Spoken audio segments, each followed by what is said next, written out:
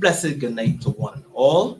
This is the People's TV, DLP TV, the All Year's Night edition. We're thankful to be here tonight, and we have a packed show tonight. I won't let the cat out the bag as yet. Many special guests, and we are ready and ready to go. I hope you're enjoying your season, and you are, enjoying the festivities, and we are looking to have a fantastic show here tonight. To my right, however, it is Mr. Andrew Worrell.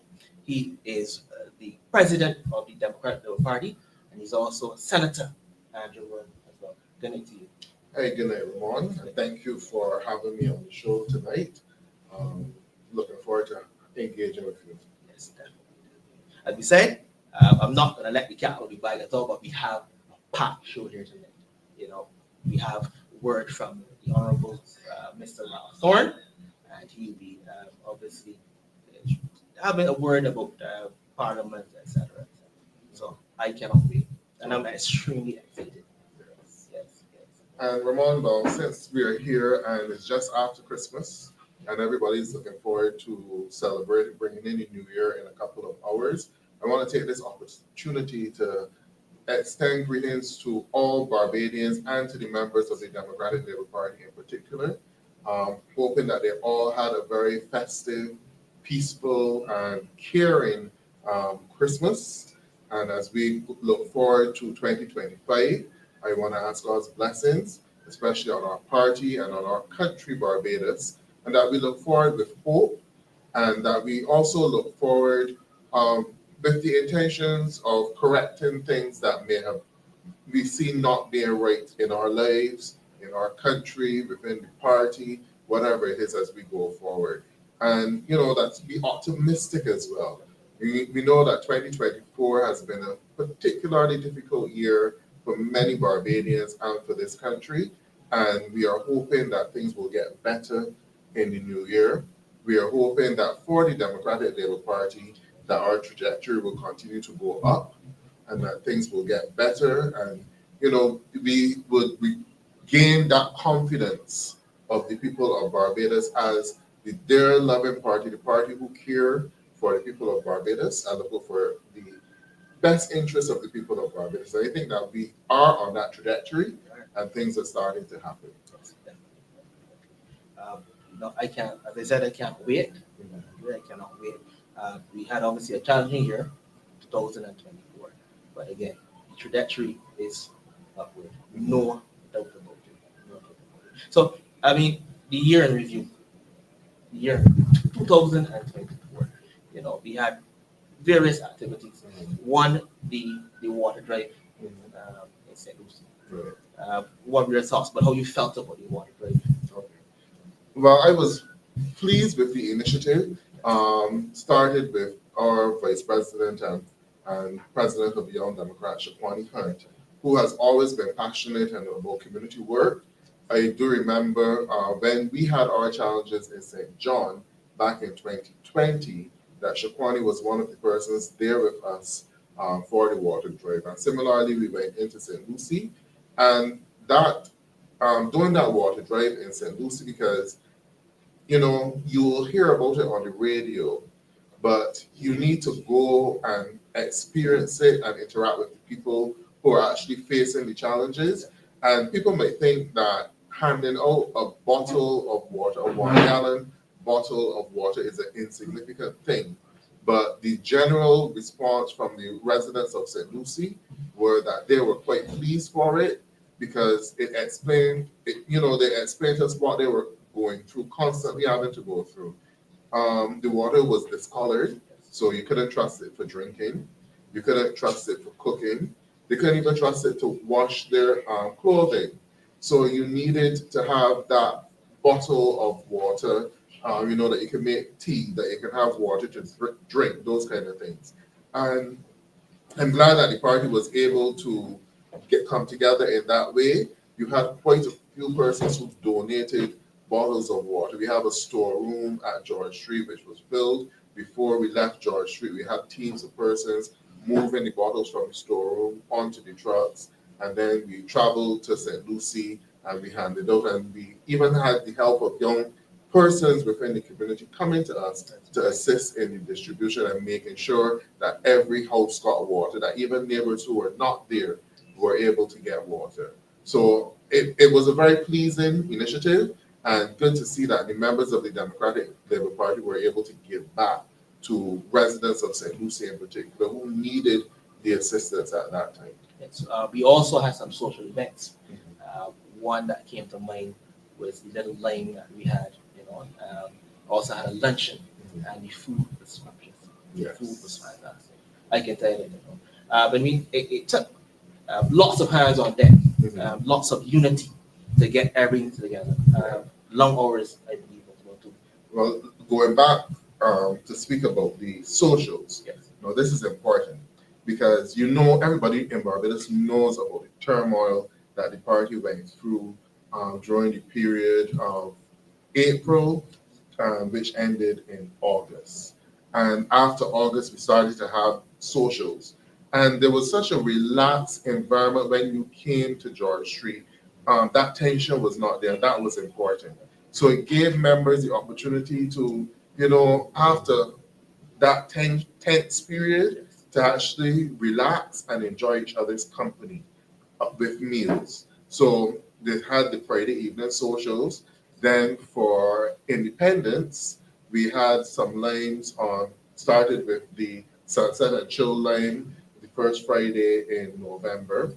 And then we had the luncheon. We ended the luncheon on the 24th of November. Now that luncheon, everything was prepared in-house by members of the Democratic Labour Party.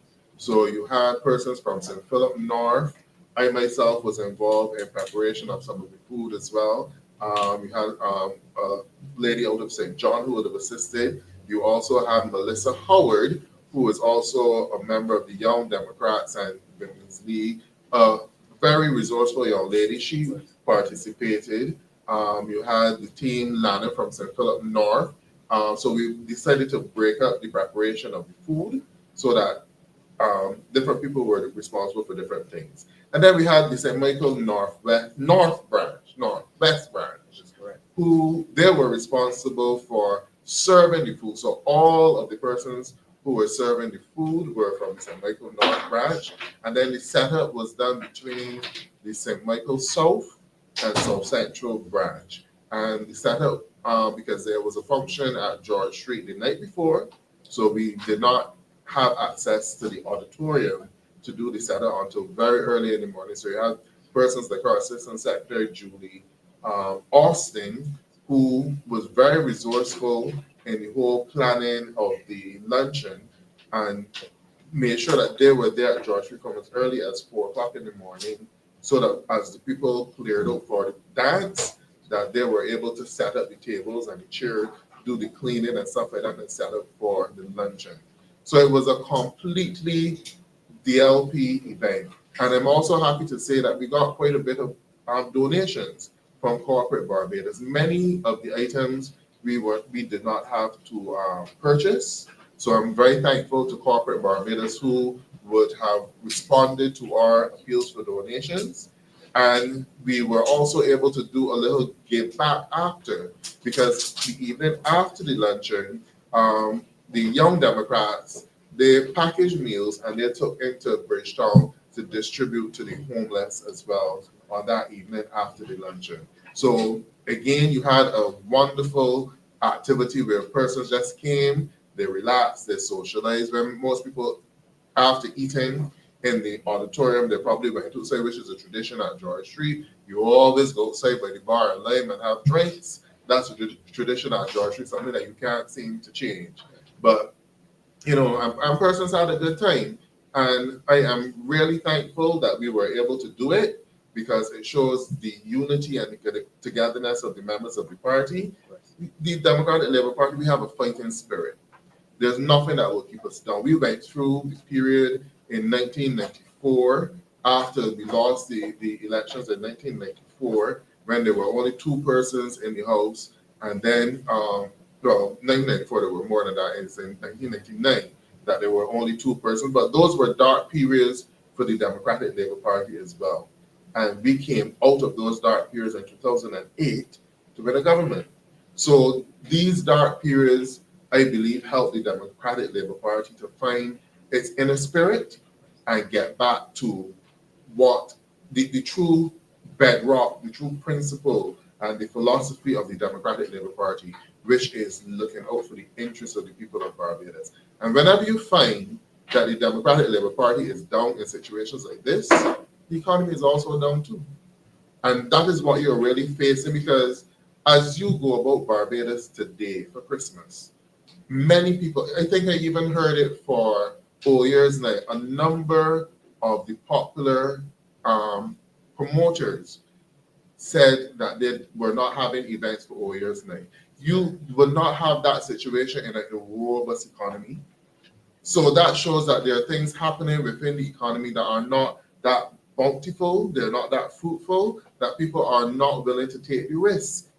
And you notice that more people are holding back on what they're spending. They're being very conscious of what they're spending, right? So when the country goes through this agony, is normally at a time when the Democratic Labour Party is also going through its challenges as well. But because of recognizing the agony that the people and the country is going through, it spurs on the Democratic Labour Party to get its act together and to do the right thing. And I think that we are at that stage where we have done significant work in 2024. I have nothing to be ashamed of, because every organization, every institution, every family has challenges. We had internal challenges amongst our people, and right now we are coming out of those, and you're beginning to see the bear fruit again. So you have to prune the tree sometimes in order for it to blossom and for it to grow. Yes. Well, me as a young new member, I saw pure unity at all of those events, no doubt about it. I know you mentioned a lot of the pieces of the puzzle coming together, everyone involved. I saw pure, unadulterated unity, right? So I really enjoyed every single one of those. And you mentioned a good part too, because the young people, persons such as yourself, because I mean, Ramon you can say, is almost like the backbone of this party. So persons such as yourself has really helped to inspire us, and seeing other young persons as well. There's some young people from St. Michael Central, not going to call their names, but I remember we had a meeting at Commonwealth School, St. Michael Central, and two young persons joined the party after that meeting, and they were very vocal at the meeting. They shared, what their thoughts on the country, how they felt as a young person, and it just goes to show that we have quite a few influential and very inspiring young people who are marked at different points within the organization. The president, the chair of the St. Philip North branch is a young lady on the 30.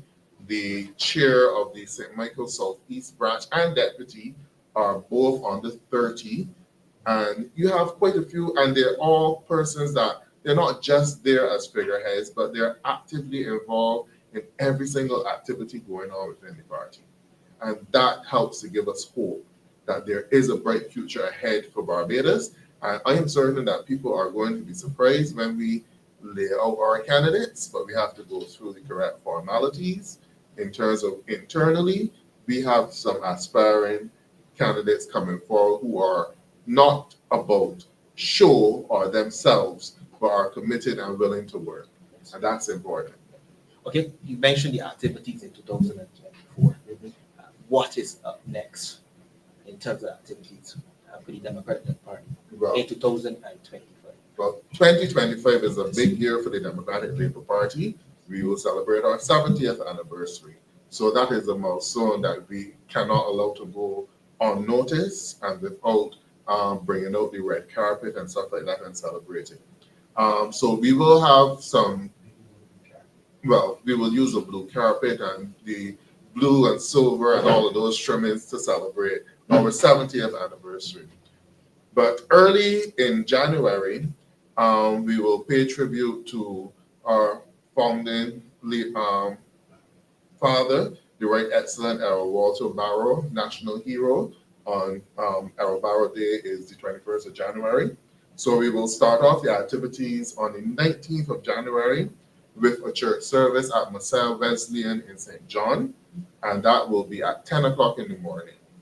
And we will be having a public meeting on the 19th as well.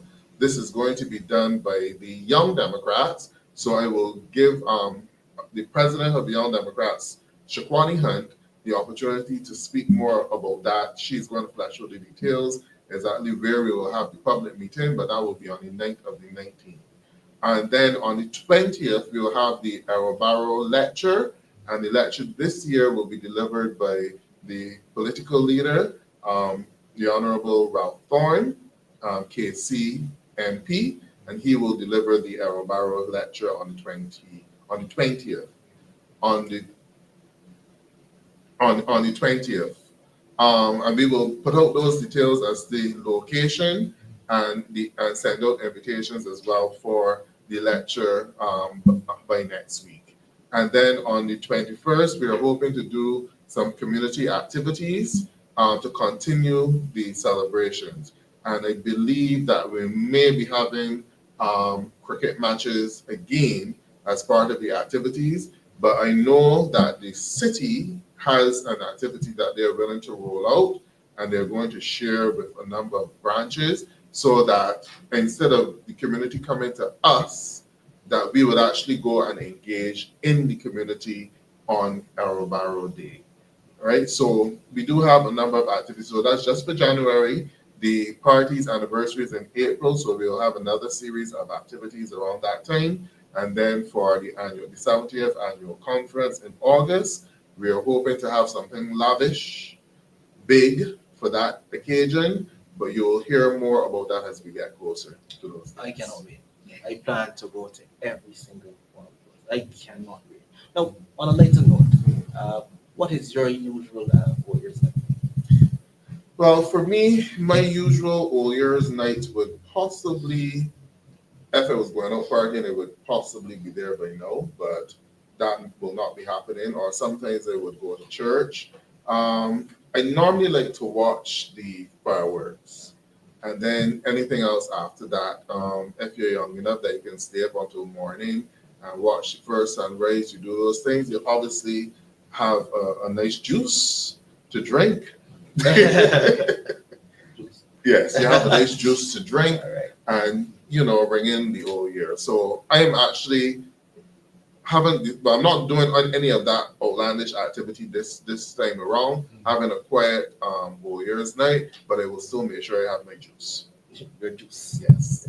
My juice. Okay. Well, I want to thank you firstly, and then secondly, I want to let you know that we are extremely grateful for all the efforts you have put in, you have put in so far, and you are going to put in the future. No problem. And thank you very, very much. Thank you very much, Ramon. Okay. Now, for the next guest, we have a lovely young lady by the name of Felicia. Good evening. She is also the spokesperson for education. It's an absolute pleasure. Pleasure meeting you. Yes. Her birthday. Yes. And she has a birthday today as well. Yes, thank you very much. Thank you. Looking ultra beautiful. Thank you very much. Thank you very much and welcome and good evening to all our viewers. And thank you, of course, for joining us. And I was very elated to hear my comrades sharing the wonderful news and the very hard work that we've been doing over the year. What is remarkable about having a birthday on the 31st? Though sometimes person may have said that, you have to wait the entire year, but it gives you the opportunity for introspection, for you to reflect on what has happened over the years. And it was very good and fascinating to sit and listen to hear what we went through, our experiences. That human experience is very important for us, not only as individuals, but as a party.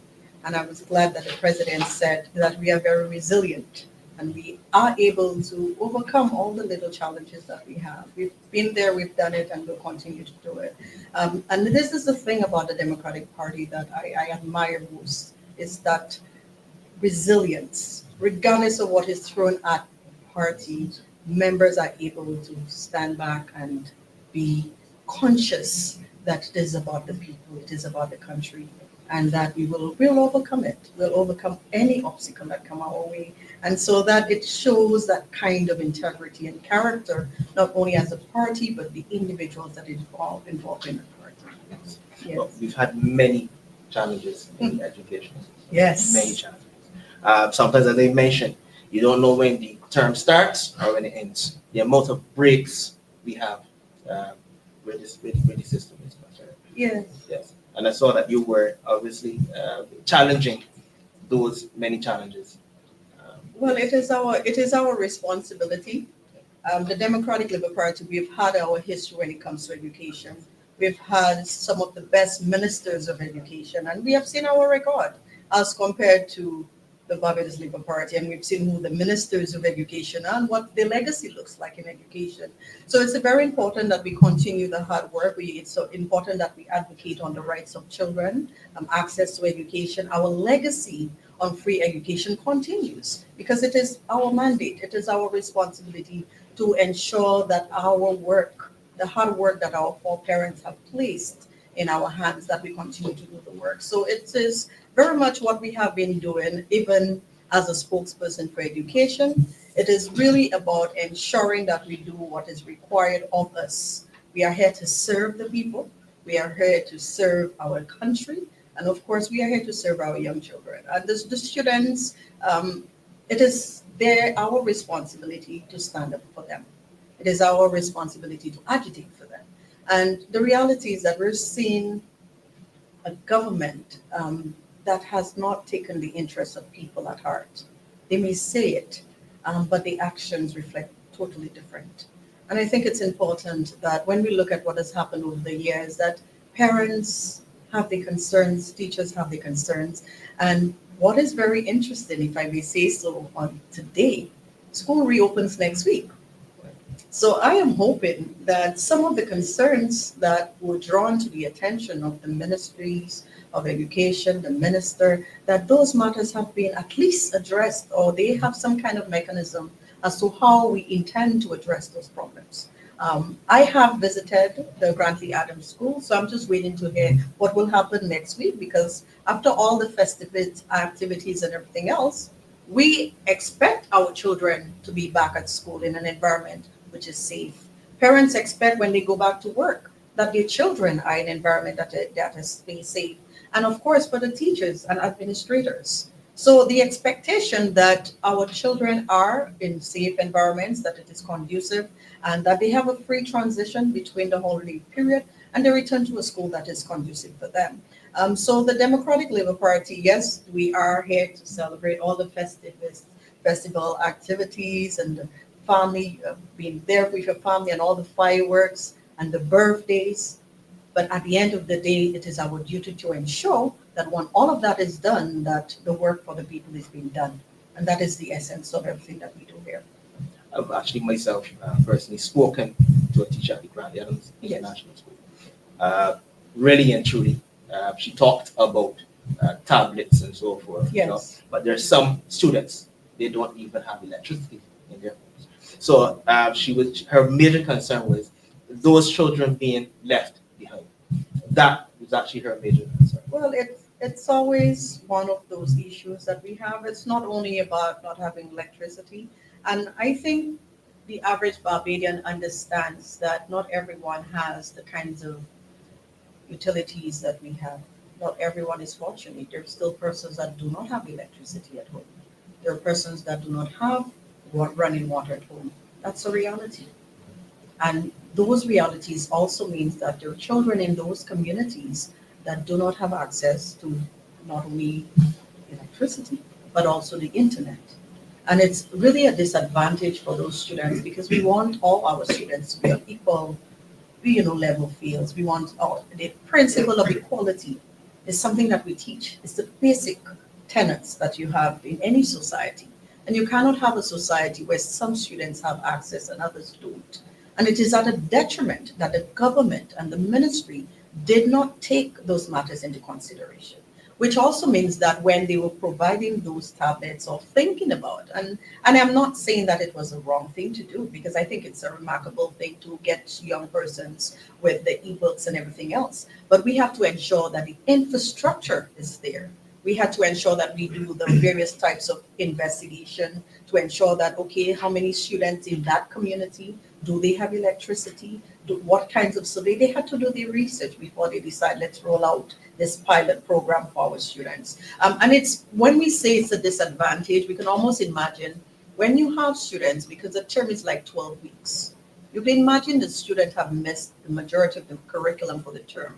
So what that means for that student is that they'll have to either try to catch up, or they may have lost the basic amenities that they would have had to learn, the basic curriculum that they'd have to learn. And it's very unfortunate.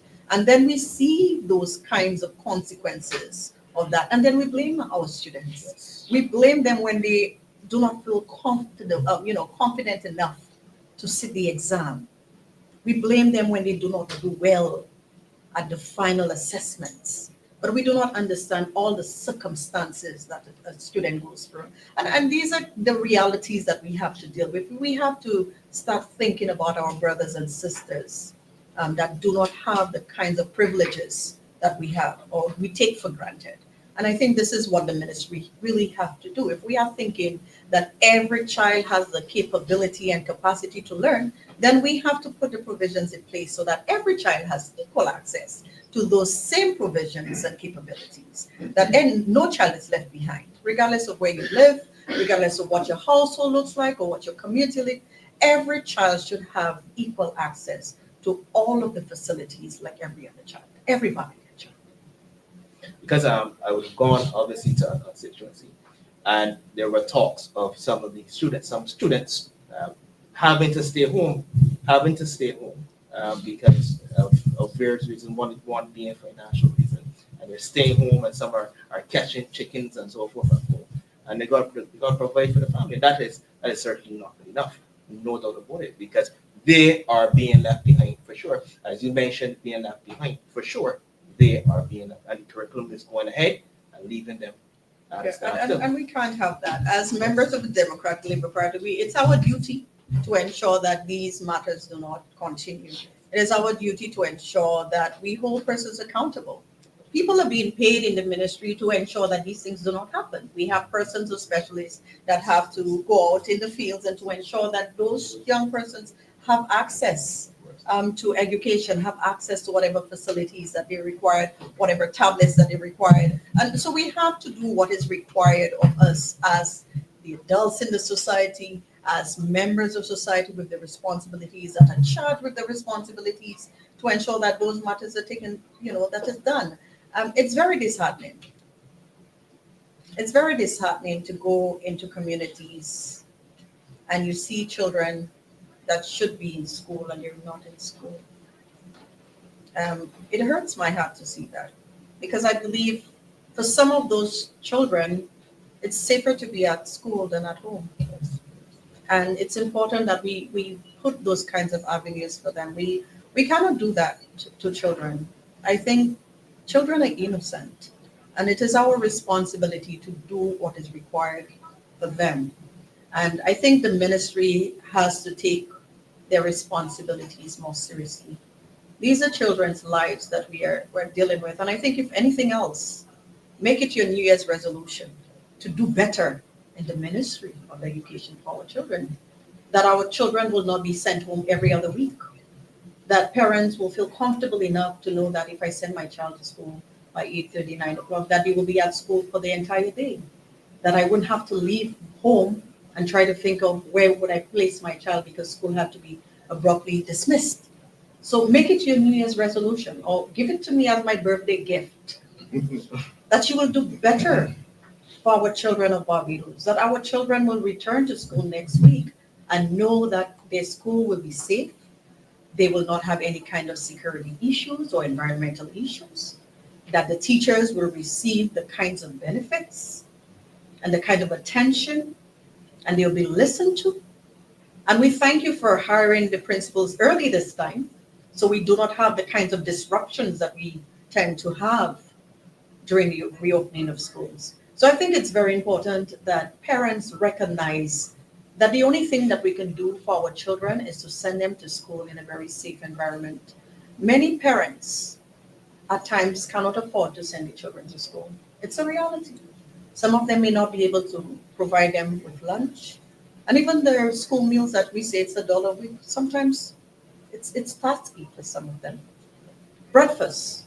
But some parents make it their duty to ensure that the children have the school books, to ensure that the child is, properly dressed to go to school, and to ensure that they do the assignment. The average Barbadian parents ensure that their children go to school. And so it is our responsibility as the members of the Democratic Labour Party to continue to agitate and ensure that the Ministry of Education, as well as the minister responsible for education, do what is required for our children, because parents do their part. And also the community members do their part, because sometimes you see children waiting for the bus and an elder or member of the community will come and say, make sure you get on that bus. Pull up your socks, tie your shoelace, because we understand the responsibility of education. We understand the role of education within our society. And because of that, we cannot, I want to say that, we can't play games when it comes to education of our children. We can't do that. We cannot do it as if, it's something that, there's no passion behind it. It has to be something passionate, that you want to see every child in every community succeed academically and otherwise. Because it's not only the academics, but if you train a child to have those kinds of responsibility, going to school early and showing, you build in character, you build in integrity, you build in leadership skills in those children. And so the onus is really on members of society to recognize the harms that we place on children when we do not do our duties correctly. When we take the time and do everything else, but we do not focus on the most important part of our children. And even as a parent myself, I think it's important that every parent, regardless of what school your child goes to, you always want to know that another child is taken care of. Another child is safe in another school. Because when school closes, you always see another parent. When are they going to open that school again? Why is that child still at home? Why isn't that child back at school? So it's a dire concern that we've had. And I'm very surprised that the Prime Minister has not seen it of interest to address that matter. Because we have been speaking about that matter for quite a number, probably about 2 years now. So that's something. If I could interject, because this is the year end, and normally you do a year in review, but I think for the benefit of all Barbadians, hoping I'm not putting you on the spot, but it would be good to give Barbados a breakdown of all of the schools which were affected by closures over the last term. I know Grantley Adams is the one that you focus on just now, and that has been particularly bad. But St. Giles as well. You go ahead and you give the breakdown. What we need to also look at, because I remember when we wanted to identify the schools, we were cautioned about that. But what I can advise parents is that if you look at every parish, a school was closed in every parish, especially in the city. We had various, not only environmental problems, we had problems with rodents, we had problems with bees.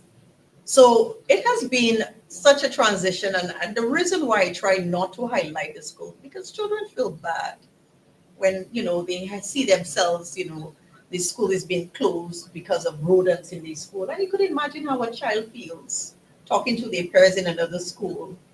And, that's the reality that children have to deal with. When a child comes home and tell you, mommy, they had bees, and something that we don't speak about is the psychological harm, the mental harm of children. When they go to those schools and these matters happen to them, how does the child feel? How does the child feel when they had some security breach at the school? The mental health of those children, how do we see that? And teachers as well, because we take it for granted when something happens. We've had violence in school, and immediately the next day children return to school. I know that one of the promises as well, one of the things that frustrated the teachers there was a promise early in the school term that guards would be placed at all of the schools because of the increased violence that we've been seeing in the communities. And I believe that up until the end of the school term, that a number of those schools have not had the guards put in place. No. And I think this is, and I wish to inform viewers that the Democratic Labour Party, we do have a Commission for Education. And these are some of the matters that we'll be dealing with as well. The Ministry of Education, what I find very interesting about how they operate, they're very reactive. So something would happen, it would come to the media, it would come to the attention, parents would be outraged about what happened, and immediately they would tell you, okay, well, we'll resolve this matter, we'll have guards, we'll have security, we'll have everything else, and 2 weeks later, the same matter would occur again. We would like the ministry to be more transparent and more honest. If you can't be transparent, at least try to be honest and tell persons, well, we are trying to put a few guards here, or we're trying to put a defense, or we're trying to do an investigation and what. And they don't do that. They tell you that they will do that, and it does not happen. And so what you're finding is that the reopening of school, we would like to know if there are security guards at the huts. Because one of the things that I did just before the reopening of the school is that I visited most of the schools in Barbados. I'm not going to tell you which ones. Some of the schools, I was just able to enter those schools and have a look to see what is happening. And I recommended that security guards be posted. If the minister, and if one of the interesting things about everything else is that we have security guards at banks, we have them at government agencies, but we don't have them at schools. So what does that say? It tells us about how we think about our children, how the safety, and it is very important. We're not saying that our Barbadian society is very, violent in any way, but what we're trying to say is that anything can happen. Yes. And we would like to know that our children are safe in those environments. Because if anyone could decide to walk on the property or premises, these are children. They can't protect themselves. And the teachers as well. So the teachers can't be the security guards. And so all of these matters, and these are a lot of things that we hoping to address more holistically next year and for the next academic term. But also we're hearing that they're going to have town hall meetings on the 11 plus. So the question is, here we go again. So what is the conversation on that? Because every term we keep hearing about the abolishment of the 11 plus. And so what it does to parents, what is it does to parents, to children, when we prepare them and then all of a sudden we're hearing it's going to be abolished, we're going to be repelled, and then again we're hearing the conversation again. And so I would urge parents to attend those town hall meetings, attend them, so that we would know exactly what is the plan of the ministry, what they are hoping to do in terms of 11 plus, because these are very important issues that parents would like the answers to. It's almost 3 years that we've been talking and having that conversation, and to this point. By now, there should be some level of certainty. By now. Because, again, or roadmap. Right, things like that impact on the psyche of the children, children, as well. the mental health of children and parents and family members. And so these are the various types of issues I think we really need to address from that holistic perspective, and to ensure that these matters. So when it's, and I want to add that the majority of times we see, and in very recent past, I would say you would see what is being said about the Democratic Labour Party. And one of the things that the president said is that we're very resilient, because the more stones that are being thrown, we have to also take in perspective and see, well, we know what our duties are. We are coming, we will assist you, regardless of what it is, whether it's the economy, whether it's sports, whether it's youth, whether it's the fisher folk, whether it's education. So we get lambasted in the press sometimes, but we still have to brush off and come out and help, because it's our duty. We don't take it personal. We accept every criticism because we know we are there to do better. It is our responsibility, but at the same time, we know our duty is to serve and do it to the best of our ability. And so when we see these things that are in the press and the constant discussions that most of them are kind of irrelevant, it's important that the Barbadian understands that the Democratic Labour Party, this is this is our duty, this is our role. We've always been there to champion the cause of the people. And so regardless of what is being said, we understand that if they call us today, we have to go. If they call myself and I have to go to St. George, I better find myself in St. George. Regardless of what is being said on social media about the Democratic Labour Party, we have to put up on our hearts and go out there and be brave and be out there. So don't be disheartened. We have to continue to remain resilient, we be strong-minded, and remember what is our duty. Our duty is really to serve. So regardless of what is being said, we know that will be a time, because this is politics, and this is the nature of politics. But we also understand that we have a responsibility, and our responsibility overarches or overrides all other facets.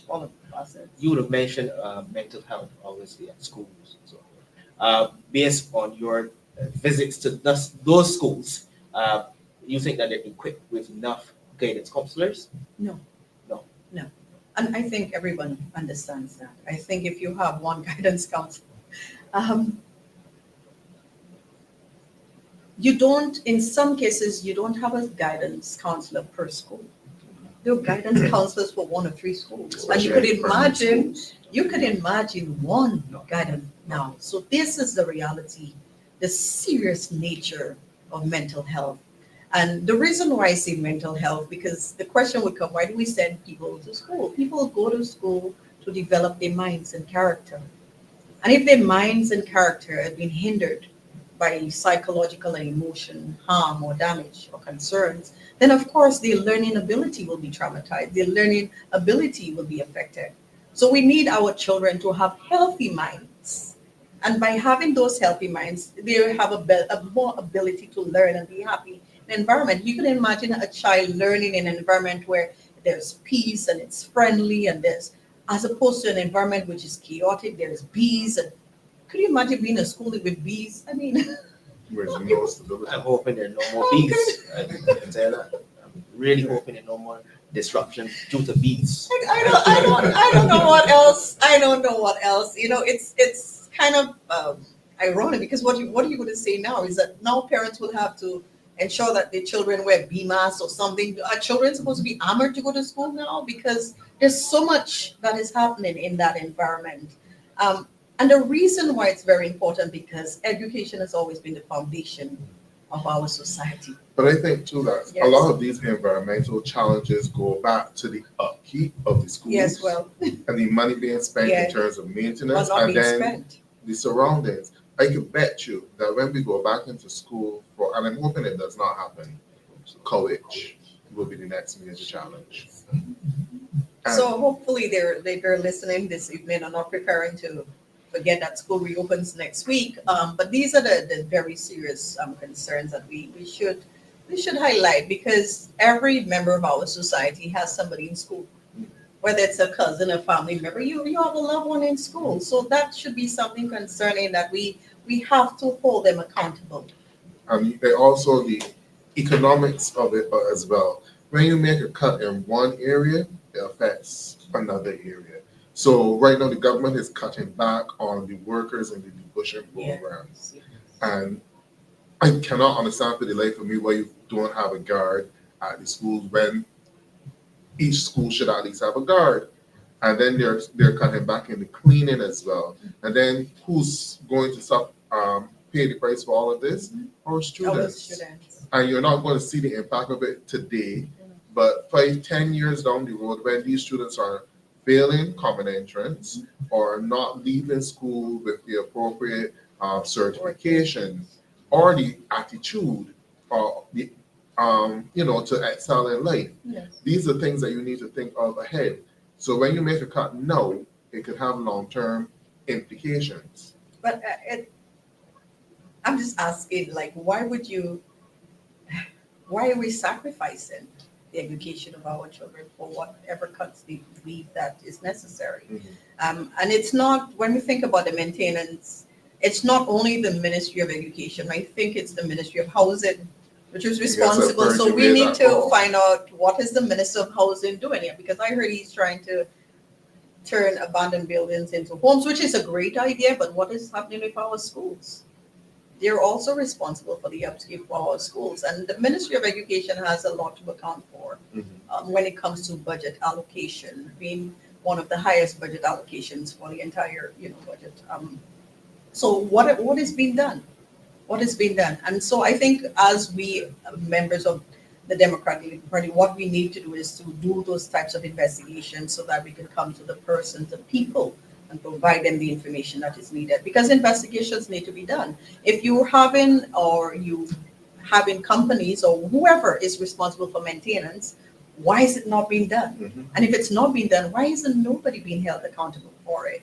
And I think these are the kinds of questions that we need to ask. I think parents do have that responsibility, and I think it's important that parents understand their role as well, that you have to stand up and speak up for your children. Yeah, you have to stand up and ensure that those persons in government write to your parliamentary representatives and ask them those kinds of questions, which is very interesting, that while we're talking about those schools being shut down and being closed during the period of time, those students have a PM in their constituencies. So it also tells you that those members of parliament have not been doing the job to go around in the constituencies to ensure that the schools are, adequate enough, that the schools are conducive for learning. It was very surprising. I believe that it was a school, and the minister, I think he's the MP for the area, and he was shocked. He didn't know. He didn't know that the school was doing some kind of groundwork. How could you not know? What have you been doing? And so it tells us again about the lack of empathy from those current ministers and MPs as well, because some of them are both MPs and ministers. And what are they doing for the people? What are they doing for the people? And these are the kinds of questions. And I think in introspective for the entire year, I think members of societies, their constituents have to look them into the eye and ask those kinds of questions. What have you been doing for and ensuring that the maintenance of my child's school? Ask those kinds of questions, because they are responsible for the schools as well. And so all of those kinds of questions, I think it's very important that we ask those questions, and we ask it respectfully as well. Well, I have been loving how we've been putting fire on the tails of, obviously, the Ministry of Health, the Ministry of Education, etc. I've been absolutely loving it. And I wanted to continue to do so. You've been to many schools, many challenges in the said schools. What do you think was the most heart-wrenching of the situations that you have seen thus far? I mean, all are heart-wrenching, but there must be one that really stuck out. I think, and it's not that I think Grantley Adams really struck me. The reason why, because it was one of the first schools that I visited. And I did inform, during our press briefing, I did inform the country what was happening with those schools, and to see how it has been handled. It's very difficult for me to see that, knowing what is transpiring there and seeing the students being online. Though parents may have the concern that, of course, it's better for them to be at home as opposed to be in that environment, I believe there's the way that it was done. I think the methods, the procedures, how it was communicated to parents and the public. And to this day, we still do not know if Grantley Adams will be opened next week. And so it's disheartening, because at the same time, we do not know what really the issues are. So when it comes also to primary schools, why? Because they're smaller, and you do not want them to be in an environment where you know it's unsafe. So these are the kinds of matters that very, very concerning for me. Environmental problems and challenges, students not having access to what is needed, teachers not having the kinds of facilities that they need, getting the kind of intervention that is required. When there's violence in school, there's no kind of concern for the mental health of teachers. I think it's very important. And all of those kinds of matters, I think it's very disheartening, because I know that we can do better as a people. We can do better. As Barbadians, we can do better. We can treat our people better than that. We must do better. We should. We should. Now, in terms of the ad hoc communication with the parents and the teachers as well too. Many teachers, they would complain about how ad hoc the communication from the Ministry of Education has been. What are your thoughts on that? Well, it's kind of interesting that they have a communication specialist. I'm not sure. A communication specialist should be able to specialize in how you communicate with your stakeholders, which would include parents. And I think it's really about that levels of transparency to tell parents exactly what is happening, the way that it is being done. And it also talks about in terms of preparation. If you prepare well, you know what the issues are, you'll be able to address them adequately. And I think it's just the way that, I will give you a very good example. There was an incident at a school that it was said that it was violence at the school. And I went to the school and there were parents, of course, parents are frantic. They're hearing there's weapons at the school. They're hearing it on social media. And when the parents got there, the guard was seeing one thing, social media was seeing something. And the parents were, you cannot, I don't think and that's what I'm saying, there's a lack of empathy. If a parent hears that there's violence anywhere or harm near their child, obviously they're going to be frantic. Obviously they're going to be concerned. And it took the ministry to come out and actually say what happened. It took the principal some time to come out and address parents. So I think parents, they have to understand that parents have rights. That if something happens, I need to immediately contact parents and let parents. And I'm not saying that as soon as something happened, you grab the phone and you call parents, but I think parents, you need to communicate because that's somebody's child. And it's important that you communicate what is happening. And if parents have rights as well, not only constitutional rights, but they have legal rights. Because if their child gets injured at the school, they can hold the government and the school responsible. So I think it's very important that the ministry recognizes that the children are not their children, they're people's children that you've taken care of, and that you have the responsibility to address parents when it's appropriate, and meaning that it has to be prompt. It has to be urgently done. Yes. Well, as I told you, many teachers are complaining, right? And it's definitely not enough for sure. Yes. 2024, you have been obviously visiting many schools. You have been putting fire on the details of the government. What is next in 2025 for Ms. Felicia Dujon? What is next? Well, I was thinking of getting some running shoes because I think I will be doing my duty and continue to be visiting those schools. I just want to inform them that regardless of what happens, Felicia Dujon will still be here, and to ensure what is done and required to be done. It's my duty as a member of the Democratic Labour Party. This is what I'm here to do. I'm here to serve, and I will continue to serve. So if parents have concerns and teachers have concerns, just let me know. I will put on my running shoes and I will be there. And that is what it's going to be. We're going to continue to advocate. But at the same time, we are putting our policies in place. The Democratic Labour Party is always prepared.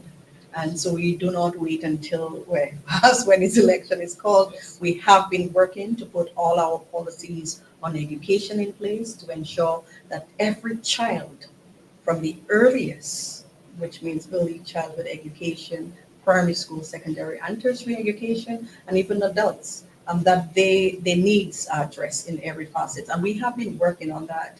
We have all our specialists in different areas, early childhood education, primary school, we have them, they are part of the commission, and we have been. So it's not only about Felicia going to schools, but also ensuring that we think about what do we mean by education reform?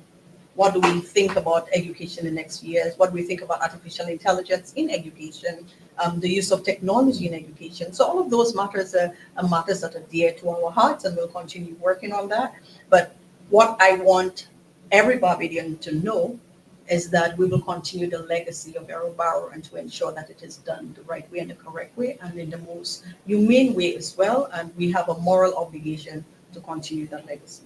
And as we should, now on a lighter note, what is Felicia Dujon's Warriors Night like usually? Oh. Well, usually it's fireworks like everyone else. We'd go down to the beach and take a look at the fireworks, but also it's very important for prayers. So midnight mass is very important as well. So that will be done. But this would be one of my first nights doing this as a party. So I really enjoy this. I really enjoy being part of this party. And I just want I just want to add because in the last few days we have been seeing the media. We have been seeing what is being posted in the media, and what I just want our members to know, and also our supporters and Barbadians to know, is that we are committed people. We are committed. Regardless of what the circumstances are, we continue to be their voices, and we're not going to allow any of those disruptions to deter us because they're really distractions. Those political propagandas, this is what they're paid to do. And so we do what we are required to do, and we will continue to hold strong. So I just want our members, the Democratic Labour Party, you know your responsibility and duty. I know you had a wonderful Christmas and New Year's. I know sometimes you see the bad press and you get disheartened, but don't be. You're stronger than that, and we've been through it, and we just continue have to stay focused and stay strong. This is what we you know, this. I just want to add that that this is who we are. This is what builds us as a people, and this is what is continue to carry us through generations to come. We didn't come 70 years for nothing. We've been here and we will continue to do it. So have faith, be strong, and be resilient. Also, you did some work as well too with the women's Yes. yes, Democratic League. Women's League. Yes, that is correct. Yeah. Yeah. Can you expand on that? Well, we have been continue to agitate on the rights of women, of course. Women play a very strong role in our party. We have very strong leaders. We've had very strong feminist writers and views and advocates, particularly. And that's one of the things I always admired about the party. When I first joined the party, it was the women who held my hands and showed me the way. And these women are still here. They're still there and providing the courage and encouragement as well. And so, on behalf of the Democratic Leader of Women, I would like to wish all women a wonderful 2025. And as we continue to work with you, please contact us and we will continue to advocate for gender equality in Barbados. Beautiful, beautiful. And it was a pleasure having you here. Thank you for having me. Thank Pleasure. Whatever you do, can you enjoy and be safe and a blessed new year to you. Now, we're about to introduce two guests from Diaspora, Sue and Barclay. They are from the US. So we're awaiting some word from Sue and Barclay. Hi, good evening. Hi, good evening. And Good evening. Barclay. We have a lovely couple here, and as Felicia was speaking about lovely women in the party, we are definitely saying that radiant beauty this evening. Welcome. Thank you. Thank you, Andre. Thank you, Ramon, and happy birthday to Miss Dujon. We were listening, and we so many birthdays in December, but happy birthday to you, Miss Dujon. All right. Happy birthday, Felicia. All right. So, Sue, Can you hear us? yes, we can hear you perfectly. And you can hear us as well? Yes. Okay, then. So then over to you. I see that you're all dressed up. What are your plans for celebrating the All Year's Night in the US? So normally we go out to dinner first, which we're going to do tonight, and then we're going to New Year's Eve. Well, we call it New Year's Eve as opposed to All Year's Night here. So we're going to head out pretty soon, and we're going to be partying the night, all night long. We'd probably get in like after 2 or 3, but that's what we normally do on New Year's Eve here. But we wanted to just say happy New Year. Happy New Year to each and every one of you, to family and friends, to all my friends in Barbados. And to most of the people that I used to sing with back there. Mhm. And hopefully they have a wonderful New Year's Day. Yeah, we just want, and we also want to say happy, safe, healthful, uh, successful, prosperous, all good things to our party, the Democratic Labour Party, and all the members, all the supporters, all Barbadians everywhere. Happy New Year, and we wish you all and only the very best. Yes, thank you very much, Sue and Barclay, especially for that greeting and thanking the persons, well, wishing the persons here in Barbados all the best for 2025. But before you go off to your dinner and your partying till 2 o'clock in the morning, I would just like for Sue to tell us a little bit about how the work that she has been doing and contributing to the Democratic Labour Party from all the way in the United States. Oh dear, you're putting me in a spot, Andre. Well, we just feel like we are part of the Democratic Labour Party, and we want to lend all the assistance that we can in any way that we can. We believe the party. We know there's a lot of work to be done, and many hands make light work. So all that we're doing here, we just feel that it is our duty. We must do it if this is a party we support. We love Barbados, we love Barbadians, we love everything that's happening. We understand that there are challenges, but all hands on deck, and we are going to help in any way that we can, whether we are here in the US or in Barbados. And we're going to Right. continue to do that. And you definitely have been quite helpful over the period of time that we've been in contact. As I would have mentioned earlier, Sue was one of those persons who have been very well helpful in terms of getting donations from persons within the diaspora for the same luncheon that we spoke about in November for independence. And if you could just tell us a little bit about, because it's important for Barbadians to know that we still have a number of persons within the US in particular who have been contributing to the Democratic Labour Party and who has an interest in the development of Barbados as well. So if you're talking in terms of going around, like trying to recruit and ask for help, it was, I picked up the phone, sent emails, and most, everybody, not most, everybody that I spoke to, they immediately said, how can I help? And they whatever, we asked for, they found a way to get it to us, to get to you, the guys in Barbados. They were very eager. They were very, nobody hesitated.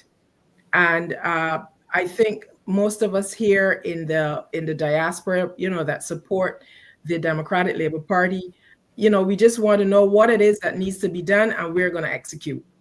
If and we don't want to be left out. Exactly. Right. And, we want to feel involved. right. And that is why here, sorry, go ahead.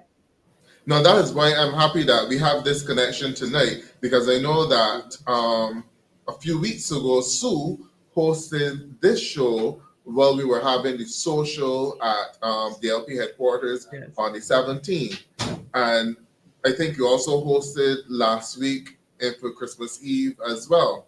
So we are very glad that we can have that connection and have members of from the diaspora, communicating with us and being involved in our activities, and of course contributing, because that's important. And Barclay, not to be left out, you said that you sent out greetings to the persons who sang with you in Barbados. What kind of music or band or group were you in? A lot of R&B. I sang in the Richard South Teen Talent back in the day.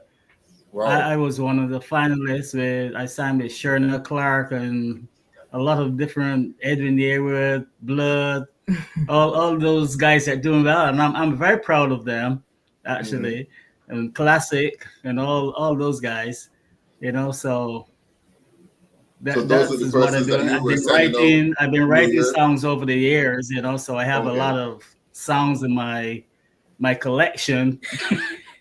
Mhm. So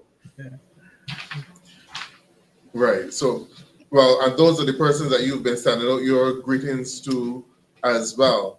Now, we know that you have your dinner reservation to get to. I'm just going to give you, if you have any final words to say before you go. And of course, from here in Barbados, we want to thank you for all your work in 2024. And of course, we look forward to working closely with you in 2025. And we want to wish you a healthy and a prosperous new year. So Thank over to thank you. you. you. Thank you very much to everybody, to you, Andre, to Ramon. I see Derek there in the background. Thank you to our comrade leader, Ralph Thorne, and in the background, we have David. Thank you to everybody there. We wish everybody a really, really healthy and successful 2025. There's lots of work to do, and we are ready. We are ready. And thank you very, very much. And we're going to continue to, lend that hand or those hands when necessary. Just let us know, and we'll be there. All right. And to all the others in the diaspora, especially those in the US, we want to wish you all the best for the 2025. And we're looking forward to building those bonds and working closely with you. But to you, the Harris, enjoy your night tonight, enjoy your dinner reservations, and you're dancing until 2 a.m. Yes, and hopefully we'll get to hear some Bajan music, but I doubt. But we're still hopeful we'll get to hear some Bajan music tonight. But I All don't right. think so. But thank you very much, and Happy New Year to everybody in Barbados and the diaspora. Thank you. Thank you. And it was a pleasure having you on. Thank you. Well, Next, we're on to our next guest, Mr. Derek Ali. Yes, Derek, you have been a member of the party for a long time. You've seen many leaders. What is life like with the Honorable Ralph Thorne being the leader of this great party? You know that sometimes you are going through struggle, and I like to tell Barbadians that up until Ralph came, we were like people looking for something to anchor us, someone to anchor us and give us some direction. I have no disrespect to any of the other presidents and leaders and so on, but even without a voice in Parliament, opposition politics become increasingly difficult. In opposition, it's always difficult. You don't have the resources of a party in government. You don't have the resources of a party with someone in Parliament, because that parliamentary presence is very critical. To start with, that gave us a voice that Barbados would hear on events that take place in the House, not only in the lower house, but it also gave us two voices in the upper house. And Ralph's presence as an individual also brought to us a person who people felt, whatever you want to say, he's a person of high moral standing and ethical beliefs and so on. And from the time he came, Parliament had been different. And anybody really that wanted to dispute that would be looking at the facts in the face and ignoring them. From the first budget presentation, participation, the estimates and so on, he has set a standard and his standard has not dwindled in one iota. He has kept consistently improving his presence. He's made life in Parliament miserable for the government, to the point that I dare say that the Prime Minister is not very comfortable when he's present. As a matter of fact, she sits in the back room and marches out every now and then, but certainly her contributions have lacked focus and direction since Mr. Thorne has gone into Parliament. As a matter of fact, somebody you ask if she's still here, and I don't hide my mouth. I know that Mr. Thorne has made the Prime Minister's life difficult. I know that he's brought to opposition politics a very clear understanding of what his role is. Let me take the matter of the fishing folks. And I listened to the minister responsible dealing with that matter, and he's been running away from the facts. Up to today, I was going into a supermarket here on Main Street, and a vendor came up to me and said, I have completed the forms 4 times. 4 times. And I have not received 1 penny. And you have been sort of championing that. Yes, cause in terms of the forms and so forth. Yes. And the other issue that we discussed with Comrade Thorne is that there's an impression that the fisher folks couldn't get the forms completed. And that, to me, was suggesting that these fisher folks can't read and write. They can't think. But even if some of them are not as educated as others, they got brothers, they got sisters, they got fathers, they got friends. They have the opposition office.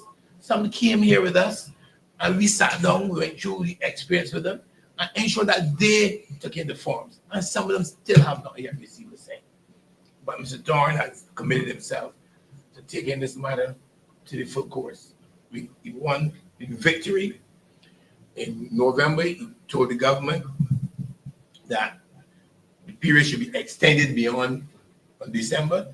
It is now being extended to March. All we're asking now is that give a justification for the one payoff for the vendors. The Employment Interruption Fund was based on national insurance payments.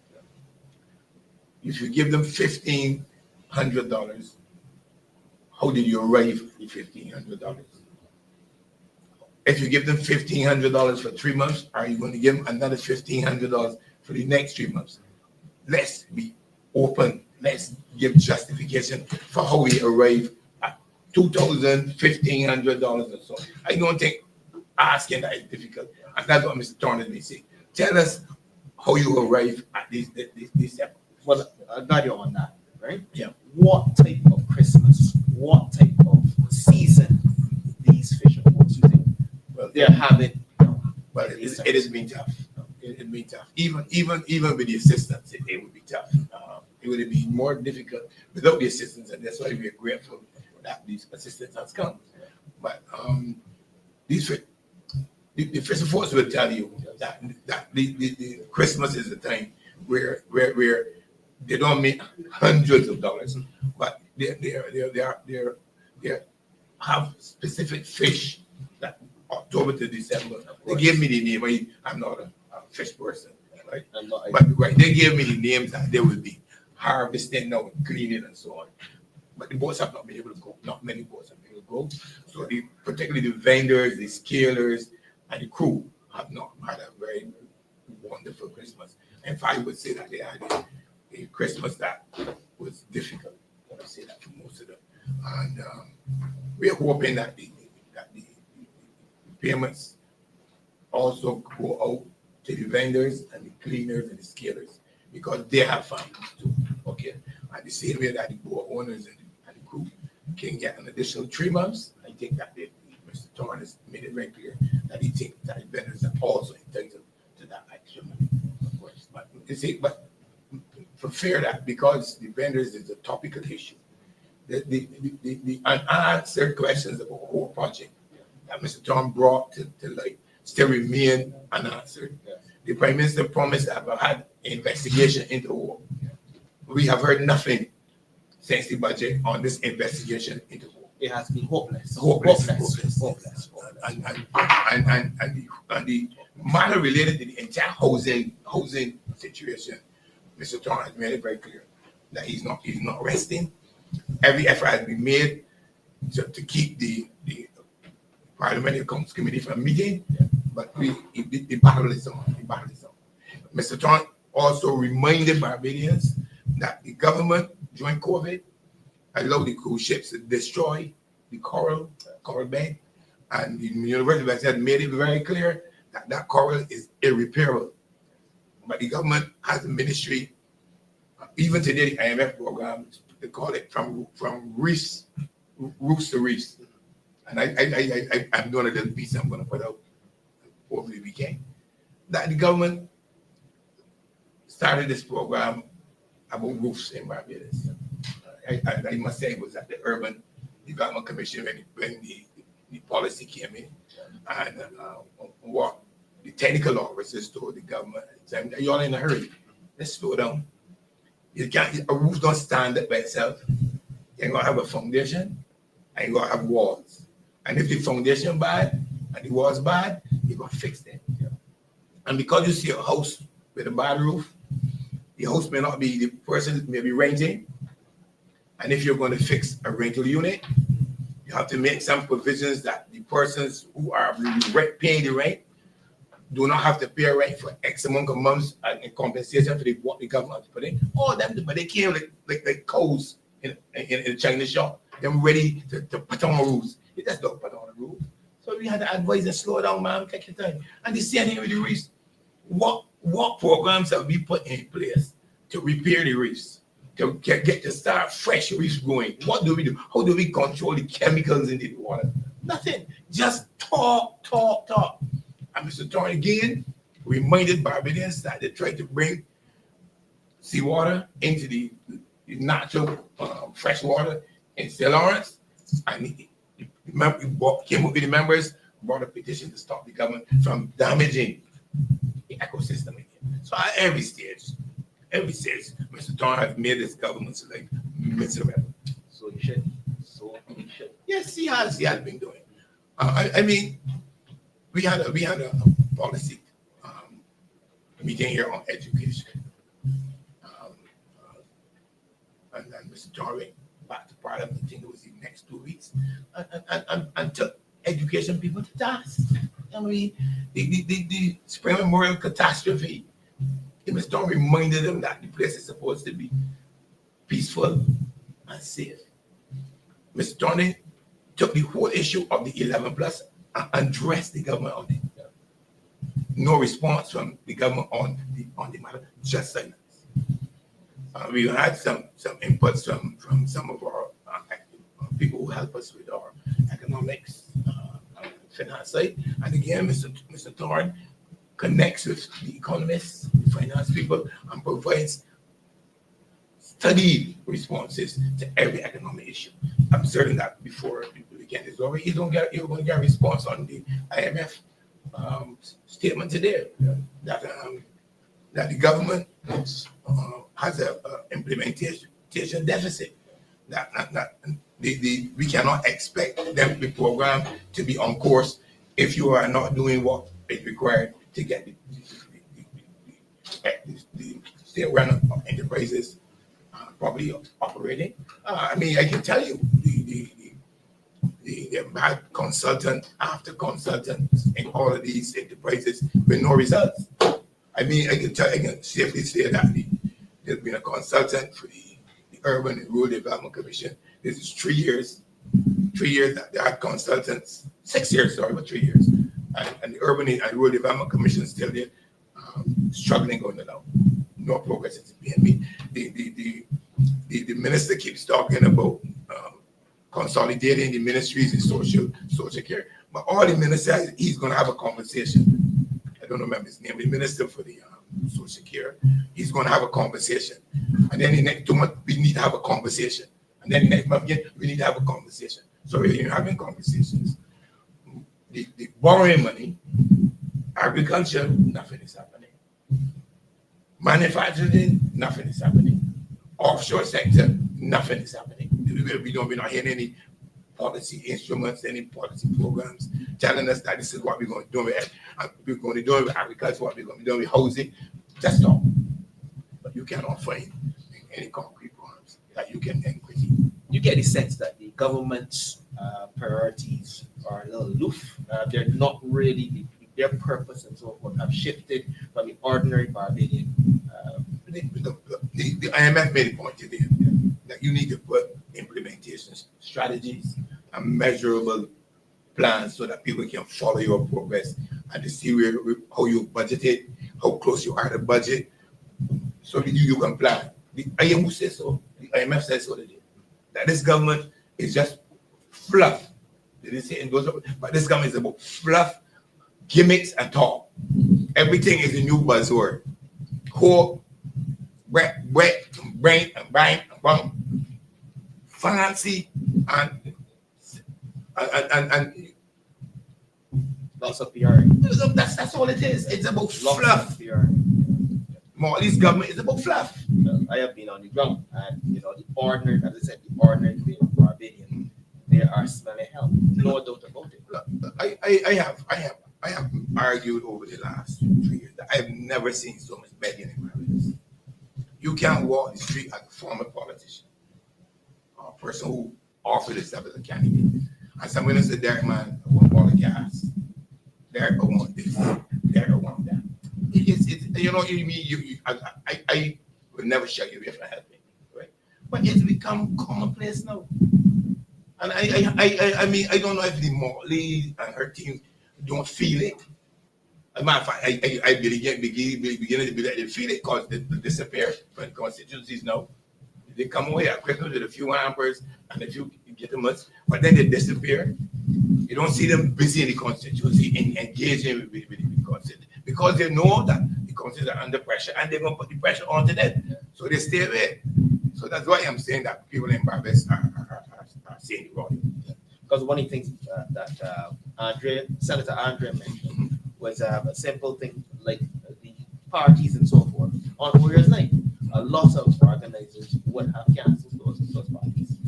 You got really got a big pocket because New Year's night is one of the most expensive nights to go to a party. And nice and nine now, there's a tradition. You buy a nice gown. You go to church. That's my time. You go to church. You leave church and you go and party. Nice gown and some things you can set about a couple of $100. I remember they always say that you used to know how things in Barbados going because the hoteliers would know that the Warriors night is where the workers can begin to make some demand for some increases because they can hold them to ransom. Even that don't even happen now. The workers, the union, they say whatever happened. But Warrior night used to be a night where younger people would go out and party all night, but the older ones like myself would go out and have a little drink, a little dance. Yes. But things wrong. A lot of people are going to find it difficult to go out. And then there's also the fear of going out. Yes. I tell you, I go a little space I occupy there on Black Rock Main Road. I don't get past it. I go there and they walk down with my mother or I walk home and that's it. And I'm a person who used to like go out in time. I don't go too far now. I can't run fast enough. So anything can pop off at any point in time. I stay close to home. It's look. Any society that can't look after the elderly is a society that elderly. Our society is aging fast. Outside the development, the home on the Waterford, that knocking down the one on Bay Street to give some developer that facility so it can become commercially viable. And the building one in Waterford. Tell me what else is happening. Identify any other program. And it is something we have to address. Our society is getting older. understand? And we used to, in the 60s and 70s, we had a pyramid share. Pyramid share with the aging at the top, 15 or 20%. The middle, about 35%, and 60% at the bottom. No thing shaped like a barrel. 30, 35, something like that. And we need to be getting in our people's heads, our planners' heads, that we have to have special focus on the age of our society. And we should be dealing with ramps, wheelchairs, automated wheelchairs. We should be dealing with providing different types of buses. Nothing so is happening. We are just talking about the elderly, but we are not prepared for what's going to hit us in the next 20 years. Our violence is going to be an old community. If you go into Bushall, if you go into Deacons Road, if you go into Westbury Road, those are old communities. They ain't got no young people in Deacons Court. They ain't got no young people in Bushall. They ain't got no young people in Paris Gap. So we have to begin to prepare for that reality, and we are doing absolutely nothing to deal with it. And this government talking about words all the time. I want to see some programs. Again, priorities. Yeah. Their priorities are more than over a lot of our heads. More than and that is not big enough at all. Now, you mentioned obviously Ralph from a political point of view. How is Ralph as a person? Oh, truthfully, we gone back. So it's difficult for me to be very objective. We gone back when Ralph around in 1994, 1990. We were next door. We spent our campaign times together. We did house to house together. So my mother knows Ralph. Ralph brothers and they are good friends. We all became good friends. And working with him has been very easy.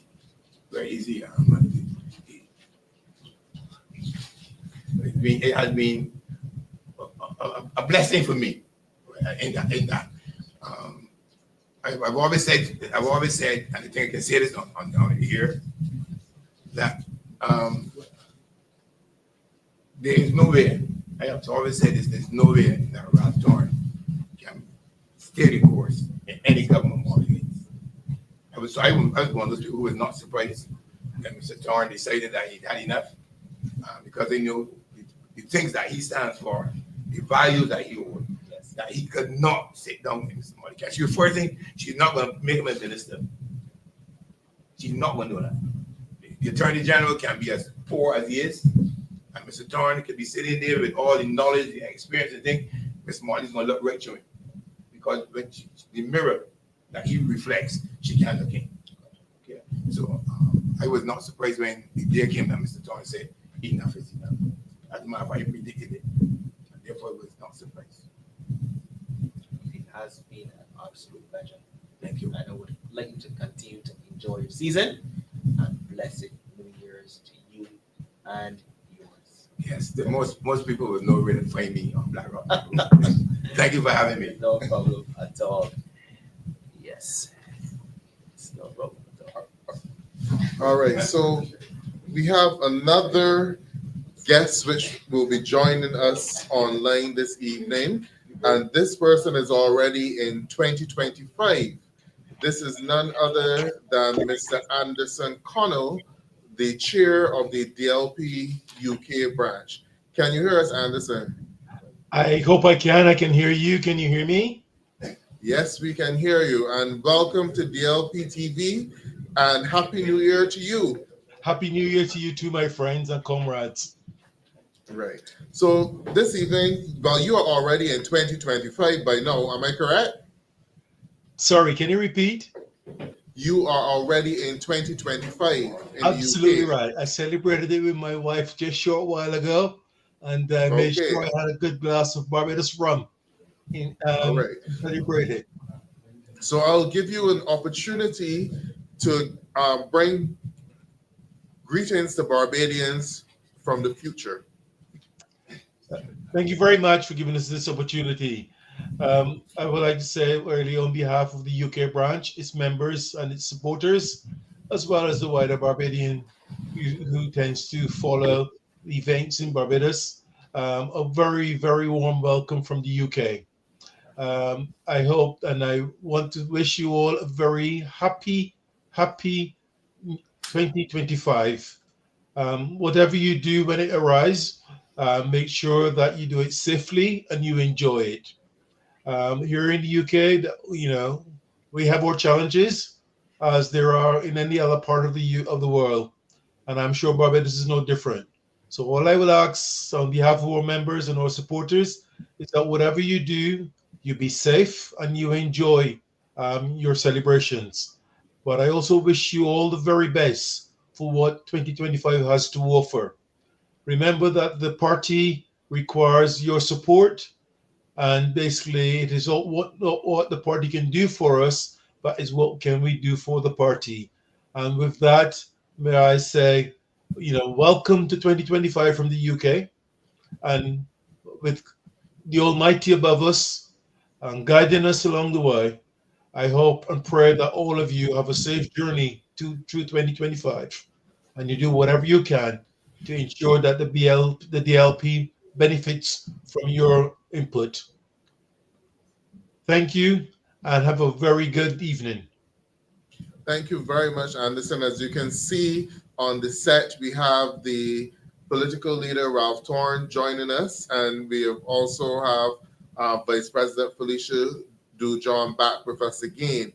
And on behalf of the Democratic Labour Party, we want to wish all of those persons from the diaspora, especially those in the UK, a very happy and healthy 2025. And of course, we look forward to working with you in 2025 to, do the work of the Democratic Labour Party and position the party so that whenever the election is called, that we will be in a good position to capture seats in the House of Assembly and to capture the government again. So thank you very much for joining us. No problem at all. And always remember that the UK is here to support, help wherever we can. Blessed good night to you, Mr. Thorne. Thank you. Thank you very much. Pleasure seeing you.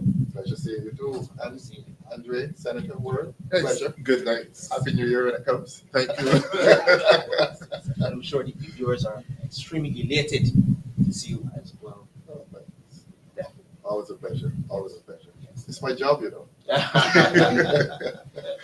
Well, I want to start with something light. Mm. What is your typical Warriors night? My typical year's night, talking about the places people go. I don't go. If you understand my upbringing, and Derek Allens, and Calvin Maskell, you know, all year's night used to be watch night. You ever heard of watch night? No, The first all year's night I went out, I was a man. Because I spent my childhood, I think the service used to start around 10 o'clock. Yeah, you could imagine a 7, 8-year-old boy walking from Brisette to Tudor Bridge in the night, in the cold, and having to sit on a hard bench at the Cuba Holiness Church. Man, are you rocking from side to side? And you can't rock too far to the right because the old lady is there to push you back up. Oh, boy. And you rock to the left and another old lady is there to push you back up. So it was tortuous because you're not hearing the sermon. You might hear the sounds. But you just want to get back home. And that was one's upbringing, a very strict and disciplined and religious upbringing. Because Christmas was for us religious. It was first and foremost a religious festival. A lot of that has changed now. But I say that to you to say that is one's grounding. And if you do that long enough, it becomes a part of you.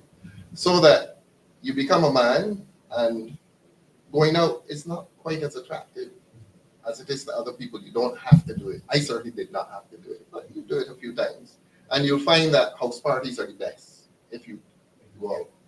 Because on the few occasions I paid to go somewhere, I always felt that there was somewhere better. So you do house parties where you're around people that you know and so on. It becomes less commercial and more intimate. You're with friends, you're with family. So that is something I've done. We did it at the house a couple of years ago. I haven't done it again for the last 2 or 3 years, I think. very expensive. So probably save somebody to do it again. So, but that's all year's night. Just reflecting, just looking at the fireworks. And when you have children tend to change your life a lot. Your life revolves around children. As soon as you have a child, your life changes. If your life does not change after children, I don't know. Some days either wrong with you, and something will go wrong with them. So your whole lifestyle changes. So all year's night is another night. You reflect on the past year. You make your resolutions. You probably break them after the first week or two, but it is a time for reflection. You give God thanks for bringing you through the year. This has not been an easy year, by the way, and you hope for a better year. So that's why all years. So when I leave here, I'll just go home. Yes, I'll just go. All right. Well, you mentioned challenges of 2024. You're in a new environment. Yes, A a renewed environment. renewed environment. Or a renewal of my relationship. That is Democratic environment. That is correct. Yes. What are the highlights The highlights. of 2019? I'll tell you, when I joined, or when I was going to join, a young man called David Boy said, "Man, I'm going to take you up there and we're going to have a tuck band." And I said to David, "I'm sure you are." I said, "I don't want you tuck band, man. Let's just go handle the thing and leave." So I disagreed with him, but he took me along and I turned up there and I saw a group of people and I was relieved because I got hugs from two people, Patrick Dollop and Derek Allen. Man, and I felt so good. I said, well, the effort is worth it. Obviously, I'd known Derek for many years. We had run together in 1994. Every time Derek and I meet, it's such a pleasant exercise. We talk Rosettes, we talk deacons, we talk sports, we talk young people, we talk growing up in St. Michael in urban Barbados in the 1970s. So I was very happy when I got there and I received that embrace from Derek. I felt reassured. Patrick and I knew each other, but I wouldn't say that we were close. I mean, he had come to my office a few years earlier, and we didn't know each other by reputation and personally for a short while. But I felt good. A lot happened after that, which I don't want to reflect on it now. A lot happened after that. And then I must tell you, I heard Derek on my way down, and Parliament has been my haven. Yeah, Parliament has been my haven. I've been talking for 40 years, and somebody told me last week that when I replied to the budget and spoke for 4 hours, people were shocked, and that the parliamentarians in there, they were shocked. And my wife always tells me, "Ralph, they don't know you, you know." One of the early cases I did, a chap from Grisettes, I was representing him, and I must tell you, when I'm representing people that I grew up with, they see the best of me, very best of me. And I remember as a young lawyer, probably at the bar 2 years, I don't want to call his name, but he was charged in the assizes. And I addressed the jury for 4 hours and 40 minutes. So that 40 years later, speaking to a parliament for 5 hours. Normal business as usual. I'm not boasting. Yeah. But this is something I've been doing for many years. Obviously, the people in parliament who are new to speaking, who are new to public life, who nobody knew before they went there, I suppose they didn't know me. A lot of them I did not know. So they were shocked. What's there to be shocked about? That they've been doing this for 40 years, but they did not know. As I said, a lot of them did not know because they came in Parliament before they came into public life. Some of them in there never played a sport with any team. They never followed any team. They never belonged to any group. They did not have a life of community involvement. So that by the time I met Derek, I knew Derek. I could tell you Derek's CV even before he and I met in 1993, Derek 94 around there. I knew that Derek used to be a fast bowler down at Deacons. You know, I knew that Derek was playing volleyball for Deacons. I knew all these things about Derek so that community involvement, you get to know people. Yeah, so that by the time you reach the political exercise, you already know people. You know them by reputation, you know what they've done in their past. So that's the long answer to your very short question. Speaking in Parliament has been I have treated it as a haven. I've treated it as a duty as well, because that's my primary duty. The Democratic Labour Party received me as the leader of the opposition. And I'm grateful for that. Some people think that my leadership is reluctant, but I recognize that you come into a party and you come like a grave digger, you come at the top. But that's the Constitution of Barbados and that's the Constitution of the Democratic Labour Party. And up to today, somebody told me, you know, Ralph, you got to lead.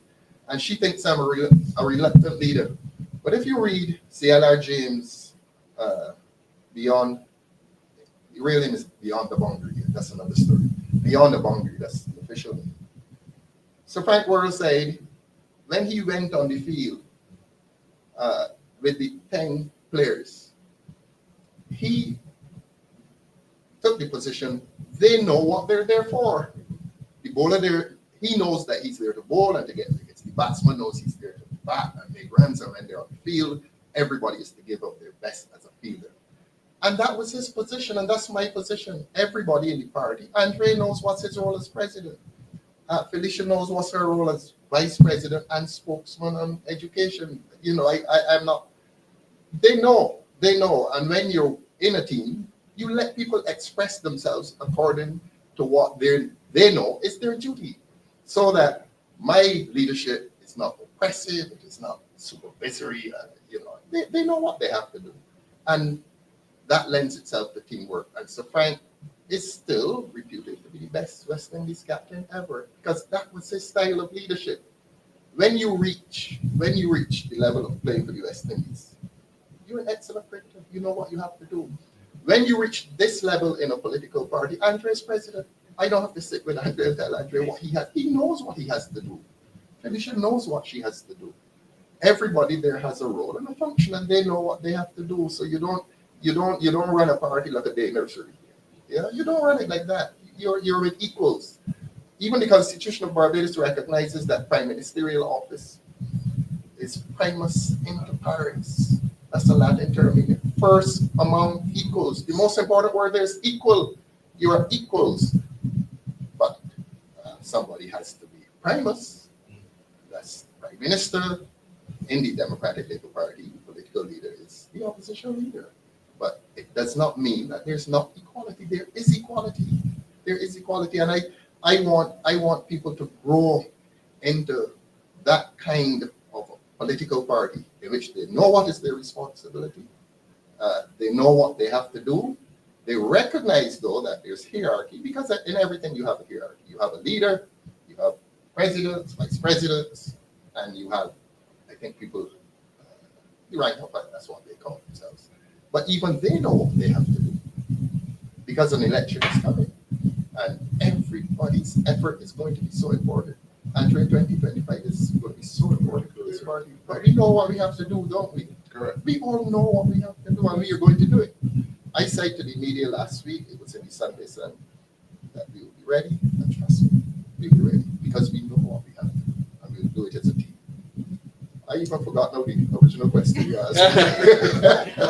Review opportunity. Oh, a review. But one of the marks of a great leader is someone who's able to dedicate efficiently Yes. and effectively. Yes. Right? I just want to say that. So, Yes. Thank you very much. okay, so we talked a little bit about 2020, a little review of 2024 in terms of what the future holds for 2025. That's the question. Yes. For us as a political party, there's every likelihood that we're going to have some kind of an election next year. 2 Tuesdays ago, I stood up in Parliament and shouted.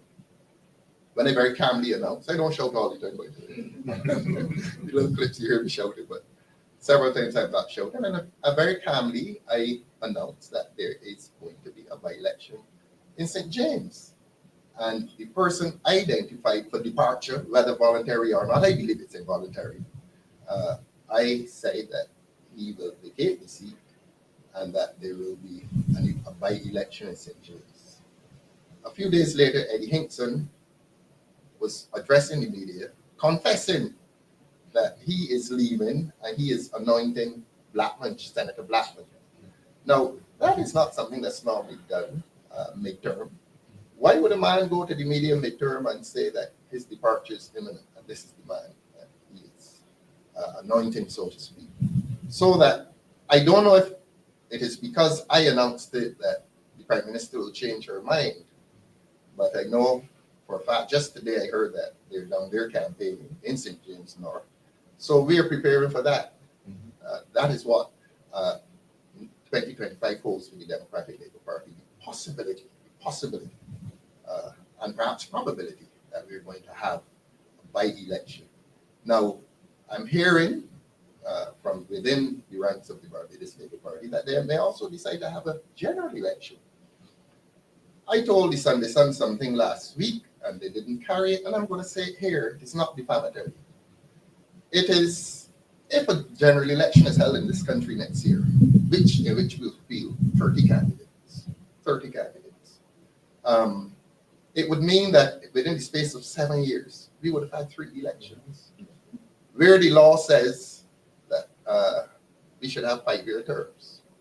Now, it is abusive of power to call an election, to have a third election in 7 years. That's abusive of power. When every Barbadian knows that when he elects a government, he elects that government for 5 years, but it speaks to the instability and the uncertainty in government, that this government cannot settle into governance, that this government must always be in election mode. They put out something today, you saw it, Andrea. They put out some flyers today talking about how well they have done, and the usual Bajan dialect, but then we got some foolishness they put out. But it is an abuse of power. In a country that elected you for 5 years, you can't do the 5 years. And there has to be something wrong if you come back twice in 3 years. The last time they came back, after 3.5 years, and they didn't look moving. Again, that was abusive of power. This time they're threatening or promising to come back next year in 3+ years. We don't know when they're going to come. But that's an abuse of power. It means that the country never settles. And what you are admitting is that as a government, you don't have the stamina to go 5 years, that you're always unstable. I also say to the Sunday Sun, and I'm going to repeat it because the media tends not to focus on these things, that this government has displayed much instability as a government. I've told the story about Oinatha. When Oinatha died, he was not a member of the party that he had led for 14 years as prime minister. That's unprecedented. Errol Walton Barrow, His Excellency, died in June 1987 as a member of the Democratic Labour Party. So Lloyd Erskine Sandiford died last year. Last year, was it, Derek? Yes. As a member of the Democratic Labour Party. Finder Stewart is very much alive, and he is still a member of the Democratic Labour Party. David Thompson died as a member of the Democratic Labour Party. Oinatha died. People seem to forget this. And people seem to forget it because the media does not make it an issue, but that's a major issue in Barbados. That a man wrote a letter. I know the morning he took it to the Nation newspaper. I know. And he signed it with a red pen and took it down there and said, the Barbados Labour Party had lost its soul. And that's only a few years ago. And every little bit of trivia that administrative matters that arise in this party, people try to elevate it into a national issue. But I spoke of Oinatha. Maria Agard was expelled in a very public humiliation from the Barbados Labour Party. There are people presently in Parliament now whom Oinatha accused of moving a resolution to have him expelled. This is a former prime minister, 3 terms. A motion was moved that expelled him from the party that he led for 3 terms. That's instability, and it continued to the date of his death. I was very angry when I saw certain people walking behind his casket and spikes down. Yeah, but that's another issue. And in the aftermath of Oinatha's resignation and death, George Payne, I was in Parliament when we were paying tribute to Oinatha, and they normally ask you when you want to speak. So I wanted to speak early in the morning because I didn't want to hear the others, quite frankly. When I was about to speak, George Payne jumped up.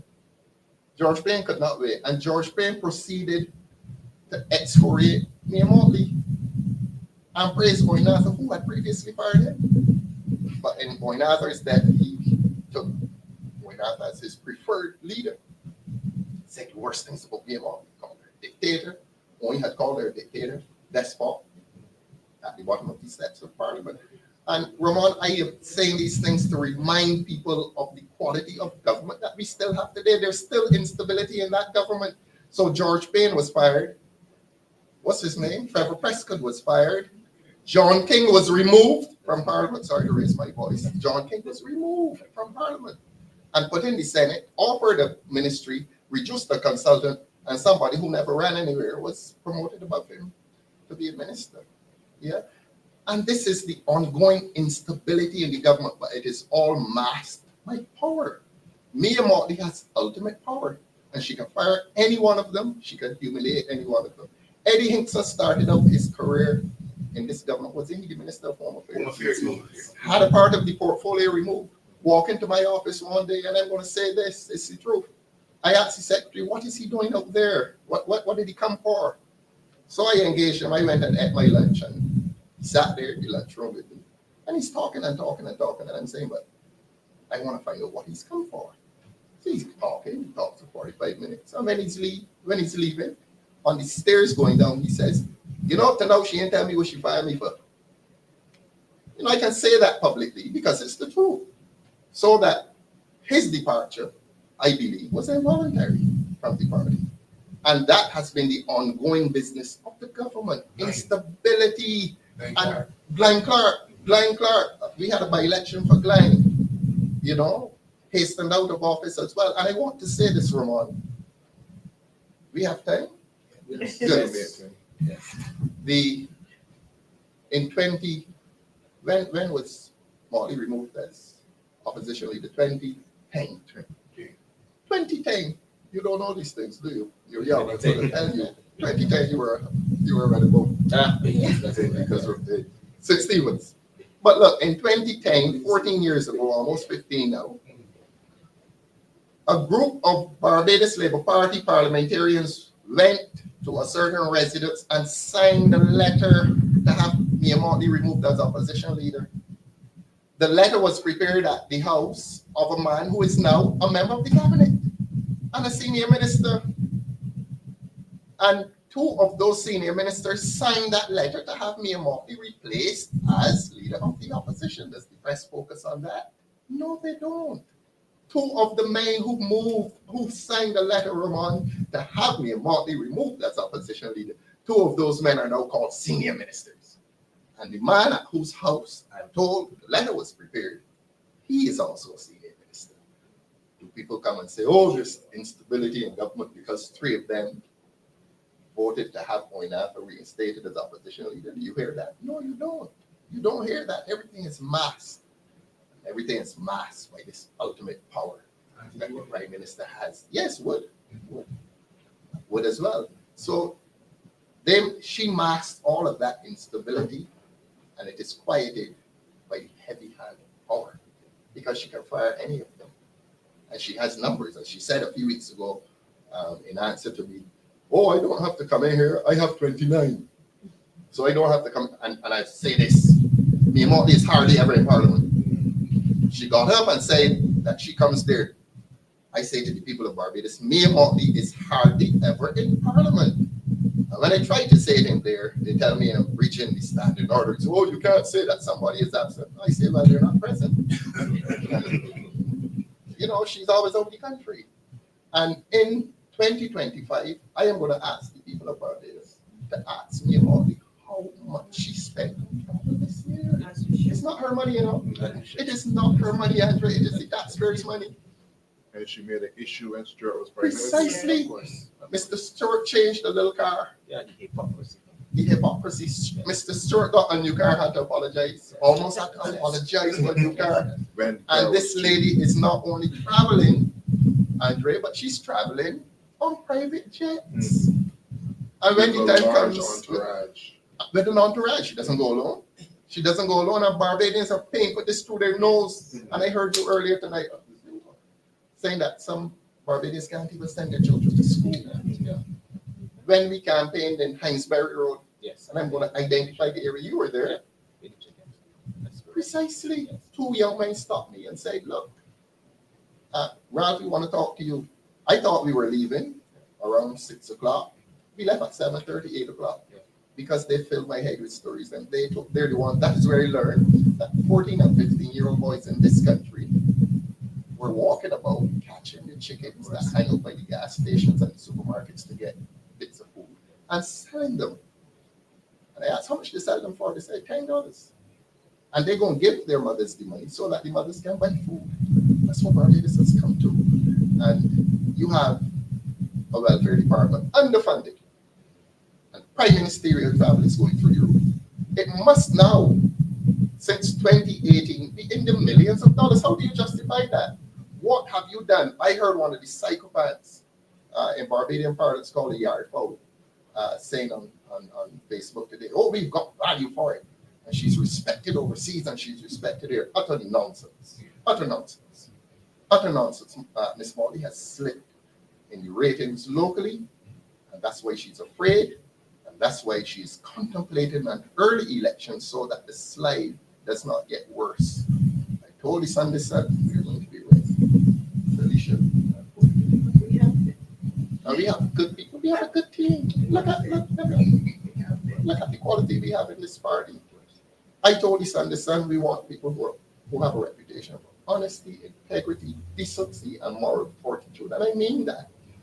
I am not going to be leading any team that is not like that doesn't have those qualities. We have excellent people. And every few weeks in the media, some nonsense emerges, some silliness that is unworthy of time.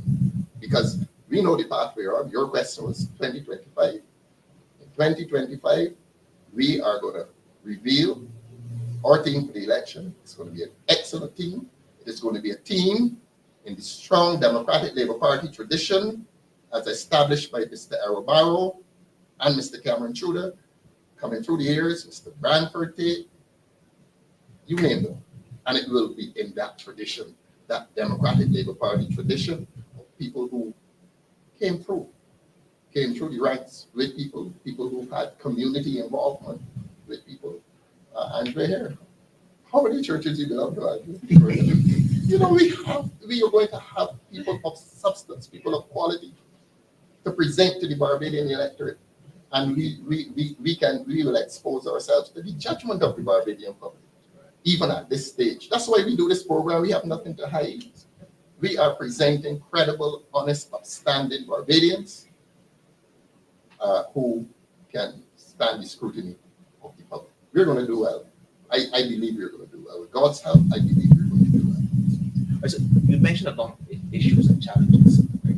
They are kind of swept on the in government. Of course, in Yes. government. Is there a serious fear for the public to actually speak out? Oh yes, And also obviously the mainstream media to obviously report these stories, etc. I'm going to say something that I thought of on the way down. I wonder if I should say, look, sometimes in this position, you will have personal relationships with people. At my age, I will have personal relationships with people. And I look, if I have a friend in the media, I would say to that friend, look, don't show me any bias. Don't give me any preferential treatment. Because you think you're honoring a friendship, but you're really destroying your career. And if I care for that person as a friend, I would say to that person, look, don't give me better treatment than you give my opponent because of a friendship. Because if I insist on that, I'm really destroying that person's credibility as a journalist. It's not a good thing to do. And there are a lot of politicians who have personal relationships with people in the media, and they exploit it. They exploit it, and they don't seem to understand that they're destroying the reputation, the career, and the credibility of the journalists.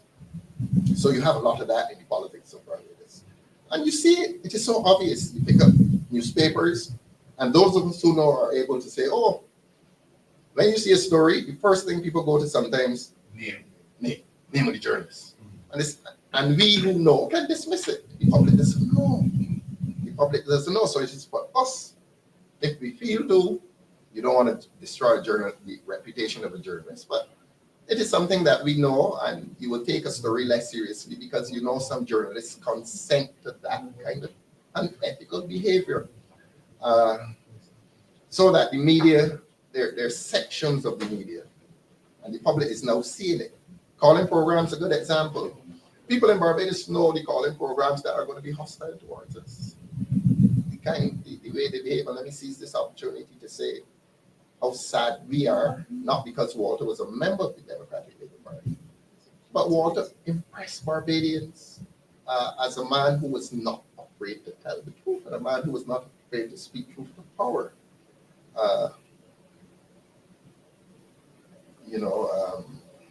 You asked about people being afraid. When Walter interviewed me after Andre was appointed a senator, I was saying to myself, well, Walter here asked me some real difficult questions. He was asking me difficult questions. And I respected and loved Walter even more because of that. Because he did not reduce a friendship to being obsequious, throwing easy questions at me. He asked me some difficult questions. But Walter distinguished himself as a man who was not afraid. Too many people in Barbados are afraid. And if I may take a little credit myself, I think since I went into Parliament and showed that you can have an opposing voice and you can express that opposing voice. And I can say to you, Ramon, that some weeks I have gone there and they're looking at me, I wonder if you can attack today. And they're looking to see, but there's some legislation like the disabilities legislation, you don't oppose that. But there are lots of other legislation which is being drafted next week. Andre, the pimp legislation, we're going to have so much to say about that. So much. They are starting the year out by criminalizing the majority of Barbadians who got a little car.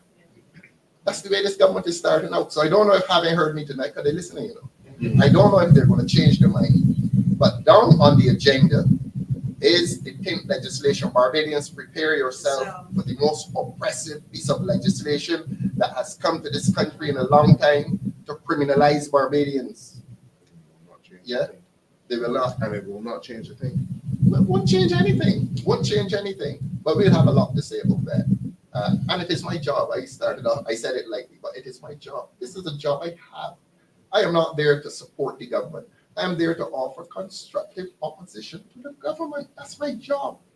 And when you see a government that is not only incompetent, but a government that is unfair, a government that is actively practicing injustice in this country, and they expect me to come in there and defer to past good relations. I've had good relations with some of them, not all, with some of them.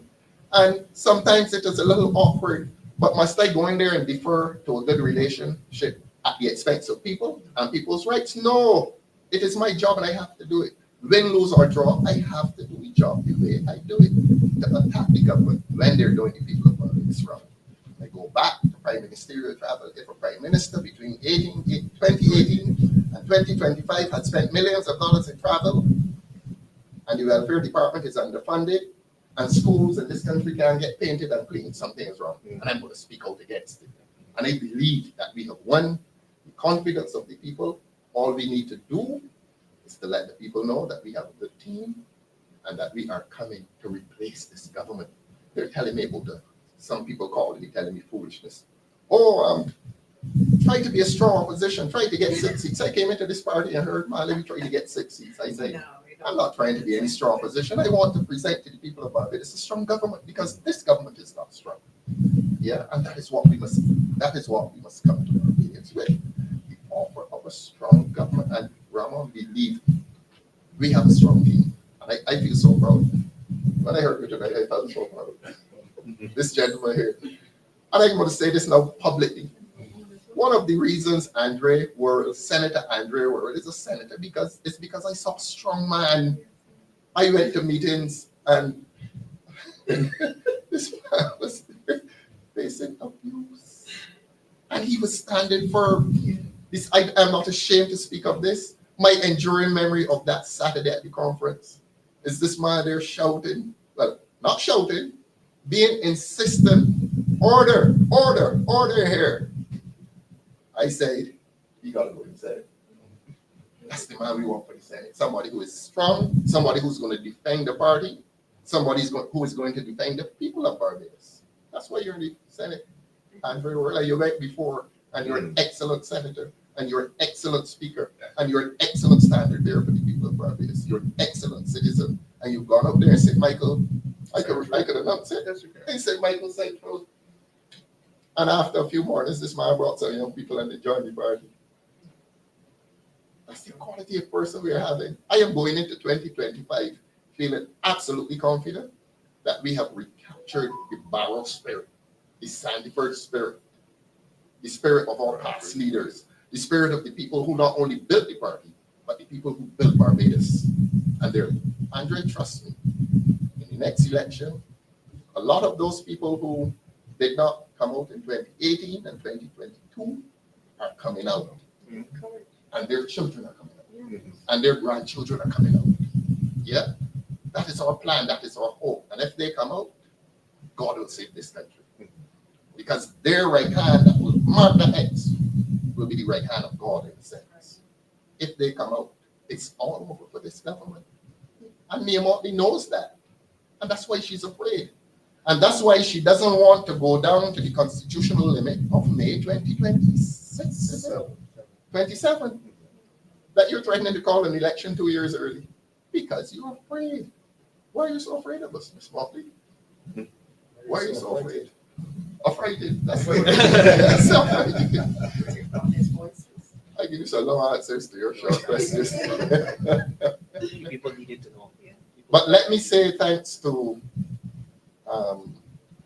our friends in Connecticut, Sue and Barclay. I didn't even know Barclay signed the Richard Stout. Again, good people. That's Margaret's brother. That's who's Margaret's brother. Really? Margaret Hart, yeah. Is that so? Yeah. People who came through, had an organic experience with the Barbadian public. So it's no accident that Barclay and Sue up there in Connecticut, beautiful city, supporting the Democratic Labour Party. I want to say hello to Valerie Hoyt as well. And I want to say hello to Dave Weeks and Marcy Weeks, who have given us a voice. Before we were doing this, she was giving us voice on the Marcy Weeks show. I want to say thanks. She's not a member of the party. She has no intention of being a member of the party, neither she nor Dave. They have their own thing. But we owe them a debt of gratitude for giving voice. To a lot of us, you appeared on the show. Yes, they did. Lots of us, Richard Seeley, a lot of us were on the show. So that when we did not have this platform, Dave and Marcia were giving us that platform. And there are a lot of other people up there who have been helping the party, while there's some who are trying to hinder the party. We've got a lot of help up there. We want strong UK branch, and we're looking at Toronto as well. So that while this government is talking about regathering, we've been gathering our forces in the diaspora for a long time. We spent this year regathering and gathering those resources overseas within the diaspora to help this party. Yeah, and we're optimistic, but more than optimism, we are hopeful. Optimism is based on evidence. Hope is based on faith. We have faith that we are doing the right thing, and that's essentially it. We believe that we're doing the right thing.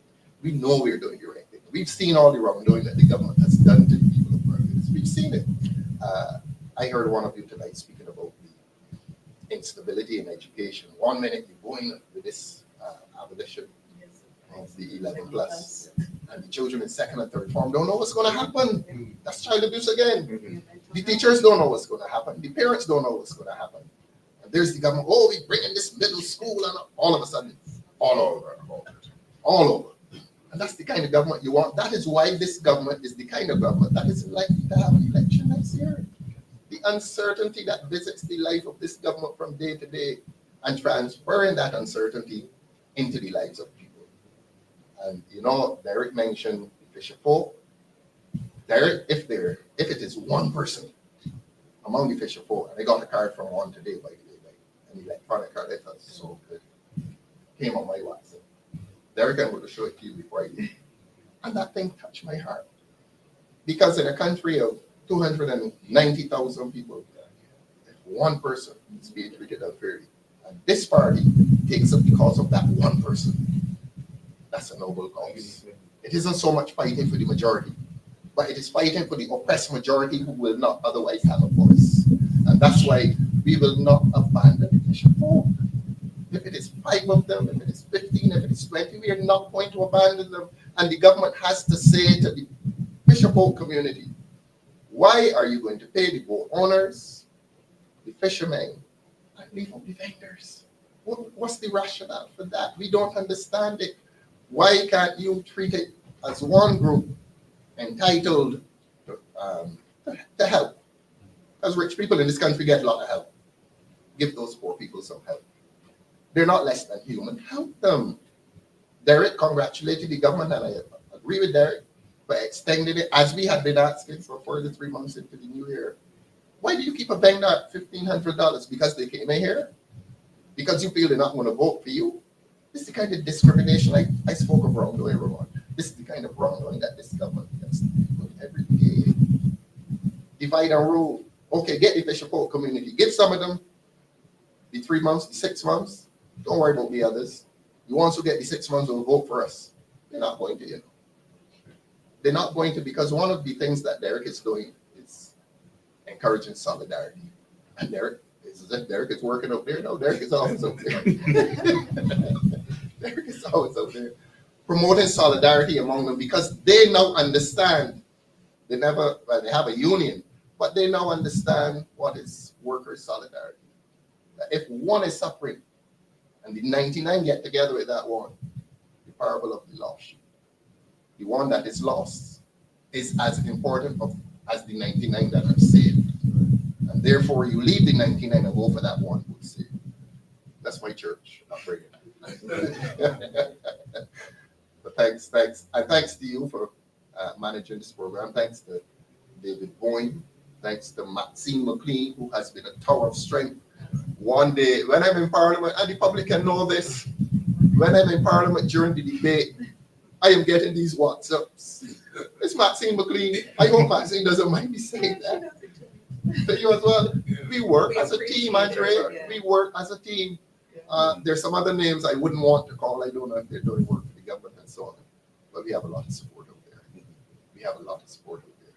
We have people, and it really warms my heart. We go to St. Lucie on the canvas, and the lady, we pray for y'all, we pray for y'all. I love it when they pray for us. I love it when they pray for us. People call me about this 5 o'clock. Can I pray with you? I say, yeah. People call me on my cell phone, and I got to sneak into a corner because you know the wife thinks now you're talking. The wife thinks you're talking to somebody you shouldn't be talking to. So people pray with me, and I love that, Andre. I love it that people have associated us and this party with God's mission for Barbados, God's purpose for Barbados. I love that because it gives you a sense of purpose. It makes you feel that you're doing something that is righteous and good. Yeah, and I want to say to all those people who call and pray with me and pray for the party, when we go canvass and they say, we're praying for you. We believe that this is God's mission, God's work, that the Democratic Labour Party should return to save this country. That's what we're hearing. So that when you hear all the foolish side stories about, I don't even want to mention, there's a bigger cause. Don't be distracted by the foolishness. Don't be distracted by it. And I want to tell the people about this. Where's the camera? Don't be distracted by foolishness. The Democratic Labour Party is on a mission, and we are going to meet and fulfill that mission whenever the time comes. If it's next year, that's what we call it. If it's 2026, you can go to 27. Yeah, you can go to 27. We have the stamina. And we are going to, as the young people say, run the route. Yes, that's what they say there. We're ready. We are ready. We are ready. We are ready to meet our responsibility to Barbadians because a lot is going wrong. A lot has gone wrong. There's a lot of immorality in government. People feel it. You know, I'm hearing people in Barbados saying, man, there's something wrong, but we can't figure out what it is. There's something wrong. There's something wrong. Yeah, crime. But It's a different story. and I park outside tonight, I'm looking all around. Looking all around. Yeah, we've become so conscious of crime. We're down here on Hank Street. God help us to get home safely. That's the country we're living in. You know that whenever you park your car at night. And it's not too far-fetched because look at what happened in Trinidad just yesterday. Yes. Half an hour away by BB. Correct. State of emergency. Yeah. The contagion. I told somebody yesterday, the contagion of crime. It happens in Trinidad. It can happen here. And there's a lot of constant travel and communications between here and Trinidad and Jamaica and Guyana. And whatever happens in those countries, it will reach here. And it has reached here. The semi-automatic weapon reached Barbados. We've never had them. They're here now. Nobody knows how they got here, but they're here. Because the same thing that you had the state of emergency in Trinidad, you had that shooting in Worthing, I think it In was Worthing. yesterday. 11 o'clock, Andre. It sounded like an automatic Exactly. weapon as well too. 11 o'clock yesterday morning on what we call Highway 7. That is correct. And I heard that some tourists had to scamper. That is correct. You know, so crime has the potential to destroy all that Barbadians have built. Not the government, Barbadians. But crime has the potential to destroy that. And I think that we are here at All Ears Night, and that is probably one of the reasons why a lot of the promoters, not just because of the downturn in the economy, but because of the crime. Fear of crime. Right, I spoke to one promoter who had an event recently, and they said, I asked them if it was good. They said we had no incident, so it's a good event. It's not very often that you can actually say that you had an incident-free event. And that's sad. Yes. Because a lot of people will not get to enjoy Barbados the way how they ought to. That's correct. That's correct. In the middle of the tourist season, as they say, that's our main industry, which we as a party support, by the way. We support tourism. It's just that we cannot support the decline of agriculture. I read the stats today on the GDP, gross domestic product. People, we need to demystify these things sometimes. Gross domestic product, all it means is that total of goods or services that are produced in a given time period. And our gross domestic product is down to 2 or 3%. Can you imagine?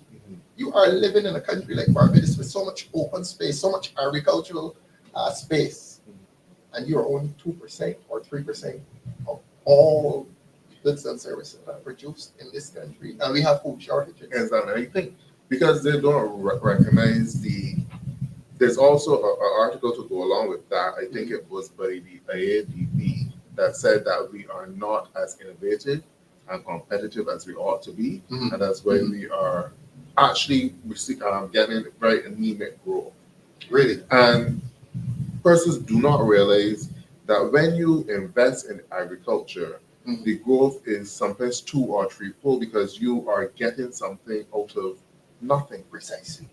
And it goes a long way to your foreign reserves. You can either export it or you retain foreign reserves, and you all the input as well. Retention of foreign reserves. That's important. Retention of foreign reserves. You don't have to buy the food. Exactly.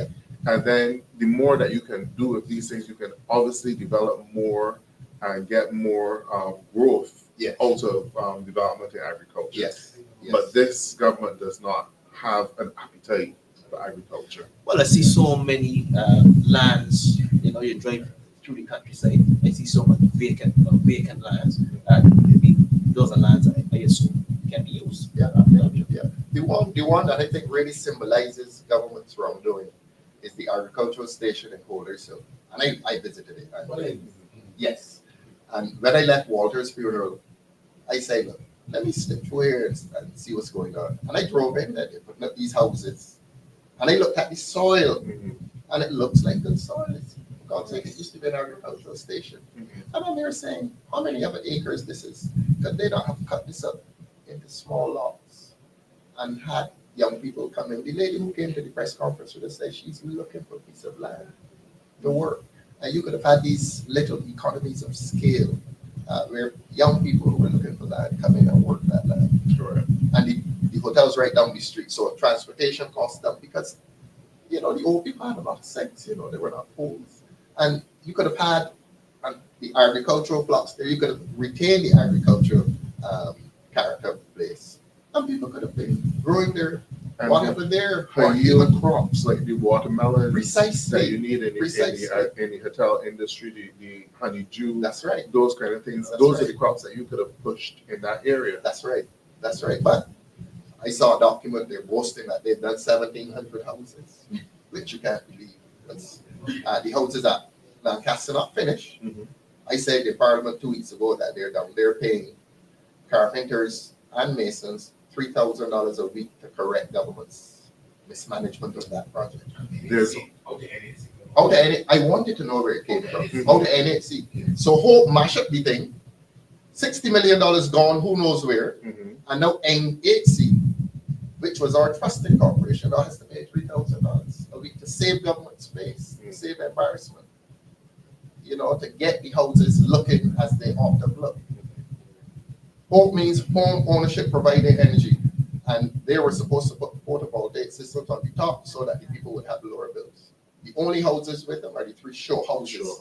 The other people down there living and paying the high electricity bills like anybody else. So that project has failed. But we don't mind it failing. The people of Barbados don't mind it failing. Some things will fail. What the people of Barbados resent is that it costs $60 million and nobody knows where it has gone, Ramon. Nobody knows where the $60 million has gone. It's just gone. And I think I heard one of you say tonight that the Prime Minister said she was going to order an inquiry. Order an inquiry. And when I tried to get the inquiry at PAC, they came in there telling me that the law says that they could determine what is on the agenda. Of course, one of them had whispered to me, he said, Rob, you're the chairman, you determine what's on the agenda. It's always been like that. Yeah. But a certain one was on her cell phone taking instructions. They do that in Parliament too, you know. You and they're debating and a fella taking instructions, and next minute after he stops, he jumps a little point of order. We get the delayed point of orders in the Senate. That guy will get us behind the scenes because no, in front of the scenes. Yeah, people are jumped up on points of order after they come off the boat. And the thing is that the points of orders they don't know what they're talking about. The points of orders have turned out to be an entire speech. Precisely, they make it speeches. But you have to answer. You'll answer to the people eventually. All of those concerns that have been raised and they've been denying the truth to the people, they will have to respond to the people eventually. And even if they try to evade it, a time will come where they'll have to tell and respond to the people. You will need to know about the costs of those travels. We'll need to know about where those funds, it's the people's money.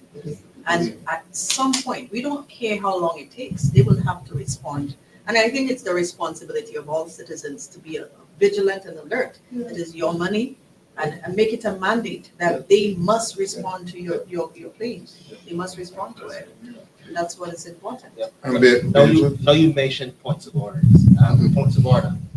One of the highlights in Parliament was when you requested points of order. Where are my points of order? That's right. I want to hear some points of order. We're talking about the 4 fellas who went on the front page. That is correct. Demanded the taxpayers' money. That is correct. And you know what they were demanding it for? I don't even want to say it, but they were saying we had to deal with the government and we want some more. And I told the people of Barbados that my information was that government had sent $7.5 million to pay these men. And a lot of them were receiving $6,000 and $8,000 a month. Barbadians need to know this. And when the money dried up, the fellas decided, well, I want some more money. And they came on the front page. And I challenged my colleagues and their parliamentary colleagues, not party colleagues, parliamentary colleagues, to get up on a point of order and tell me that it was wrong. Not a man, not a man, not a voice, not a voice. So that Parliament now has to live with my assertion that they got $7.5 million of taxpayers' money and that the money ran out. And now government has to raise some more to pay the men not to do what they thought they were doing. It was serious, but it was entertaining. It was.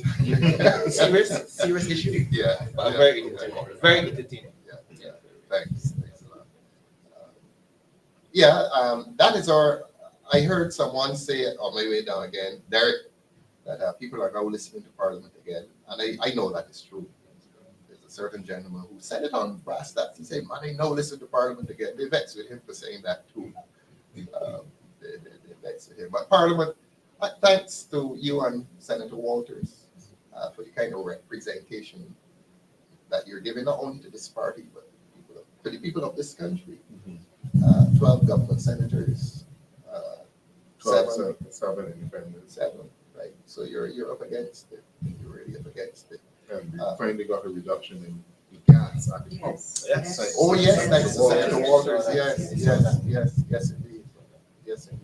I think this Sunday they're saying Mr. Christopher Blackman will go to the Frank Collins Hall to talk about the Constitution. Look, that's a national embarrassment. Jamaica is planning to go republic, and Jamaica is drafting a constitution first and consulting with the people. And when that constitution becomes law, then they will go republic. We claimed to have gone republic 3 years ago, and we now have poor Mr. Christopher Blackman going to the Frank Culliver Hall on Sunday to say what republicanism is about and what the Republican Constitution is about. Everything is so badly done. But the average Barbadian does not know on why Mr. Blackman has to do that. It's because the average Barbadian does not know what is in this new constitution. And worse, they probably don't care. They probably don't care. Something as important as a constitution that establishes the state and entrenches individual rights. And Barbadians don't know. And probably they don't care because they don't trust this government. This government has lost its credibility. So they can hold 1 million of those meetings that they're holding on Sunday. I suspect the attendance will be poor. They'll probably hear me say this now and busting some people from all the constituencies, 30 per constituency, and they fill it there. But I don't think Barbadians will be interested. And it will come to Parliament this year, next year, I beg your pardon, in a parliamentary debate. As the young people say, that should be epic. So there's an old adage saying they put the cart before the horse. That's correct. Put on, as Mr. Stork said, put on the shoes first and then you're looking for your socks. Put your socks all over the shoes. And that's where they are. 3 years. 3 years. They're wearing shoes, constitutional shoes, and now they're looking for the socks. To put all over the shoes. Yeah. Everything is wrong. Everything is wrong. Do you know what's in the new constitution? No, you don't. And you should. You should. No, the Barbadians don't know. This should have been a document publicized across this country. Barbados Today, Nation, all the news media, GIS. That's GIS's function. They should have been publicizing this thing clause by clause. Every constitution has a section which occupies about 5-6 pages. And what they should have been doing, they should have been taking the constitutional sections, publishing it in the popular papers and on GIS, and explaining each section. So that by the time that 6 months exercise or year-long exercise ends, Barbadians would have a clear idea as to what is in their supreme law. They don't know. So Mr. Blackman going out there on Sunday to teach constitutional law to Barbadians. And unless the people from the Barbados Labour Party are instructed to turn up, Barbadians are not going to care. Not what. I am going to St. Mary's to the recital. They have a beautiful recital. Thanks for the free advertisement from us. I think St. Mary's there is having its recital on Sunday. It's the usual Christmas recital. Christchurch Parish Church had a beautiful one as well.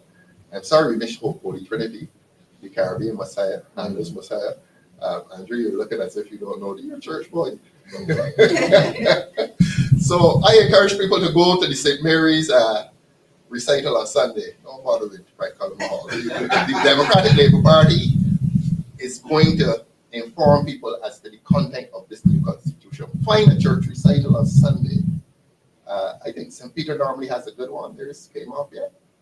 And they're still the singing training. Yeah, trend. Barbadians need to get up to these recitals and praise God. Praise God and yeah. What type of St. Mary's? St. Mary's is at 6 o'clock on Sunday, I think. I'll be there. You coming at Roman? Let's go and give God thanks. So in terms of the Constitution, right, you think it was purposefully done, or there was some level of ignorance? They don't know what A mixture. a mixture. Yeah, It was a rush job.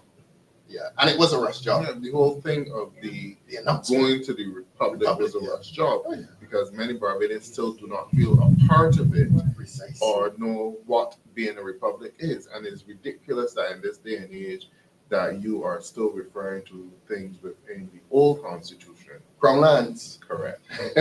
When Mr. Barrow went up to London in 1966, by the time he got there, he had gone through a whole political campaign telling Barbadians what independence was about. And we had a constitution that we had to present before Precisely. we Precisely. became independent. Precisely. So that Barbadians felt some ownership in the thing. And they understood it. Barbadians don't feel any ownership in whatever they're coming to us with.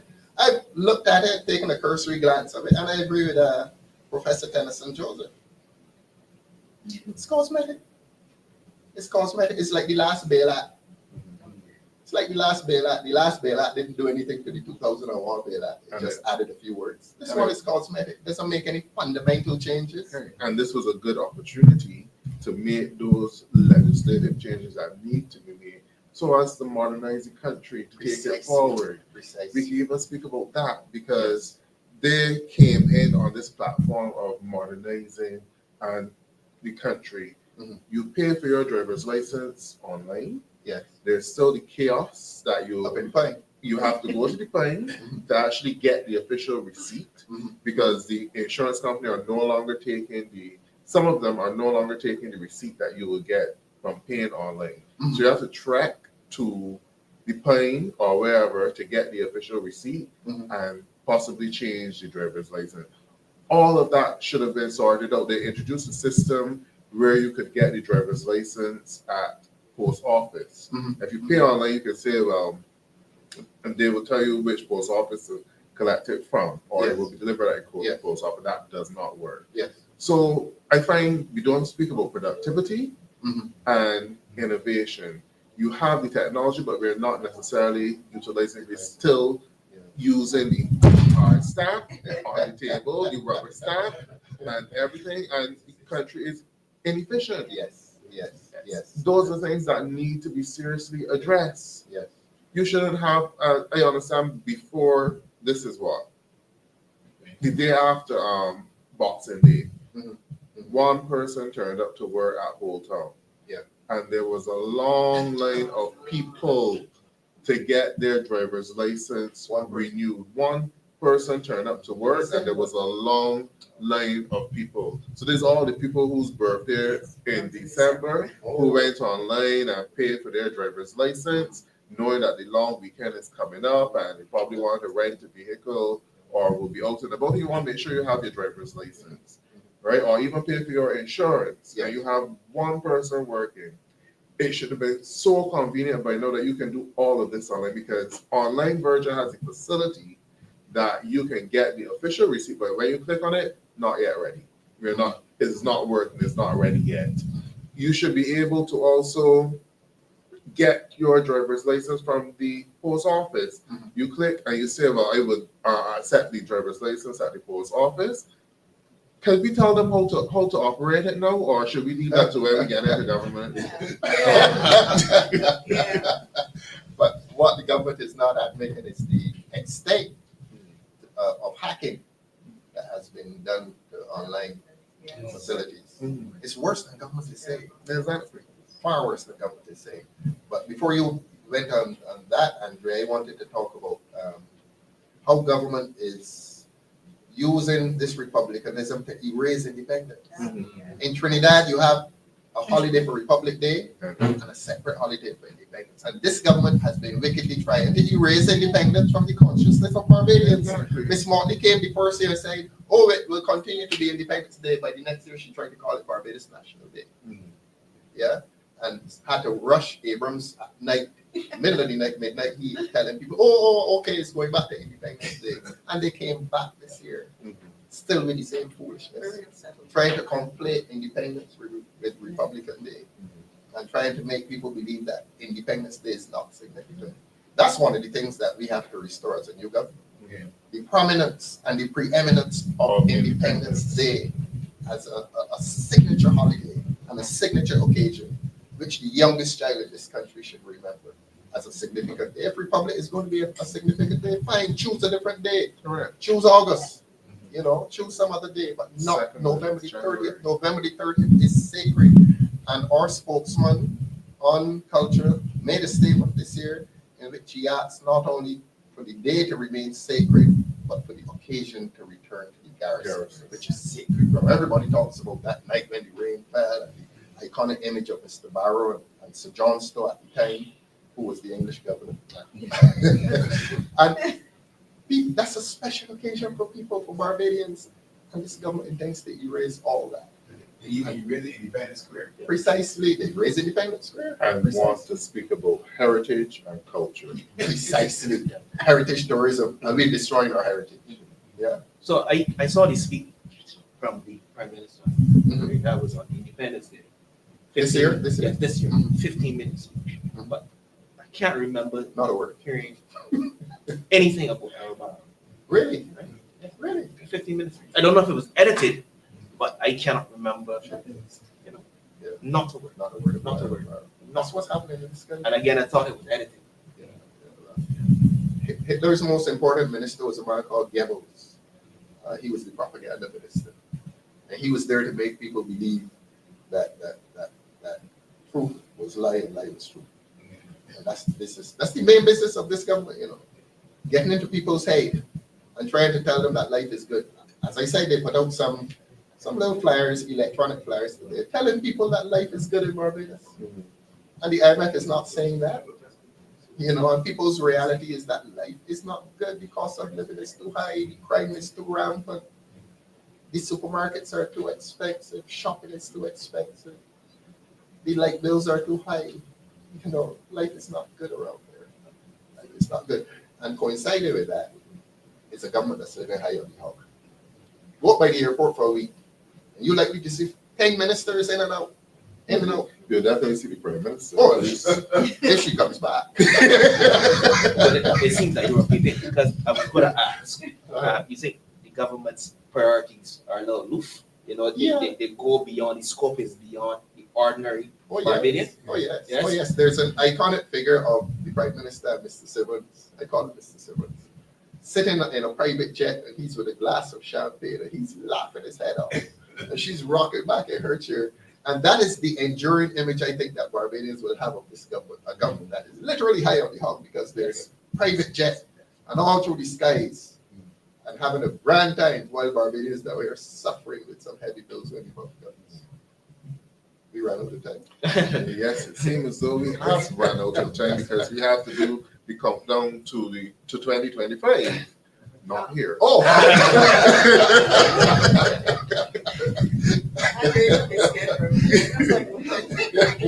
So I just want to say I love this platform. The Barbadian people, they get to see not only the role, but Thorn, your strong work, where I would say work ethic. Yes. But they see. The light side. Yes. Yeah. We all regular bitches. But here, as they say, we are regular bitches. We came through. We had a difficult vision and Caribbean experience. So this is nothing. Nothing. But as you say, they get to see that we are regular people. That is correct. Like Senator World is a regular fella, like anybody else. Mr. John, who celebrated her birthday today. Yes. Happy birthday. Y'all didn't mention that? Yes, Of we course. did. Oh, happy Yes, birthday. yes, we did. Yes. So it appears we have run out of time. There was lots of food for thought tonight, and we had an extremely good time. And I am thankful to all of my panelists for coming and sharing lots of food for thought tonight. And I want to say blessed New Year to one and all the viewers. Everyone try and have an enjoyable weekend. Not weekend as yet, but a safe as well too. An enjoyable New Year's, and all the best to you. Happy New Year's. Bye-bye.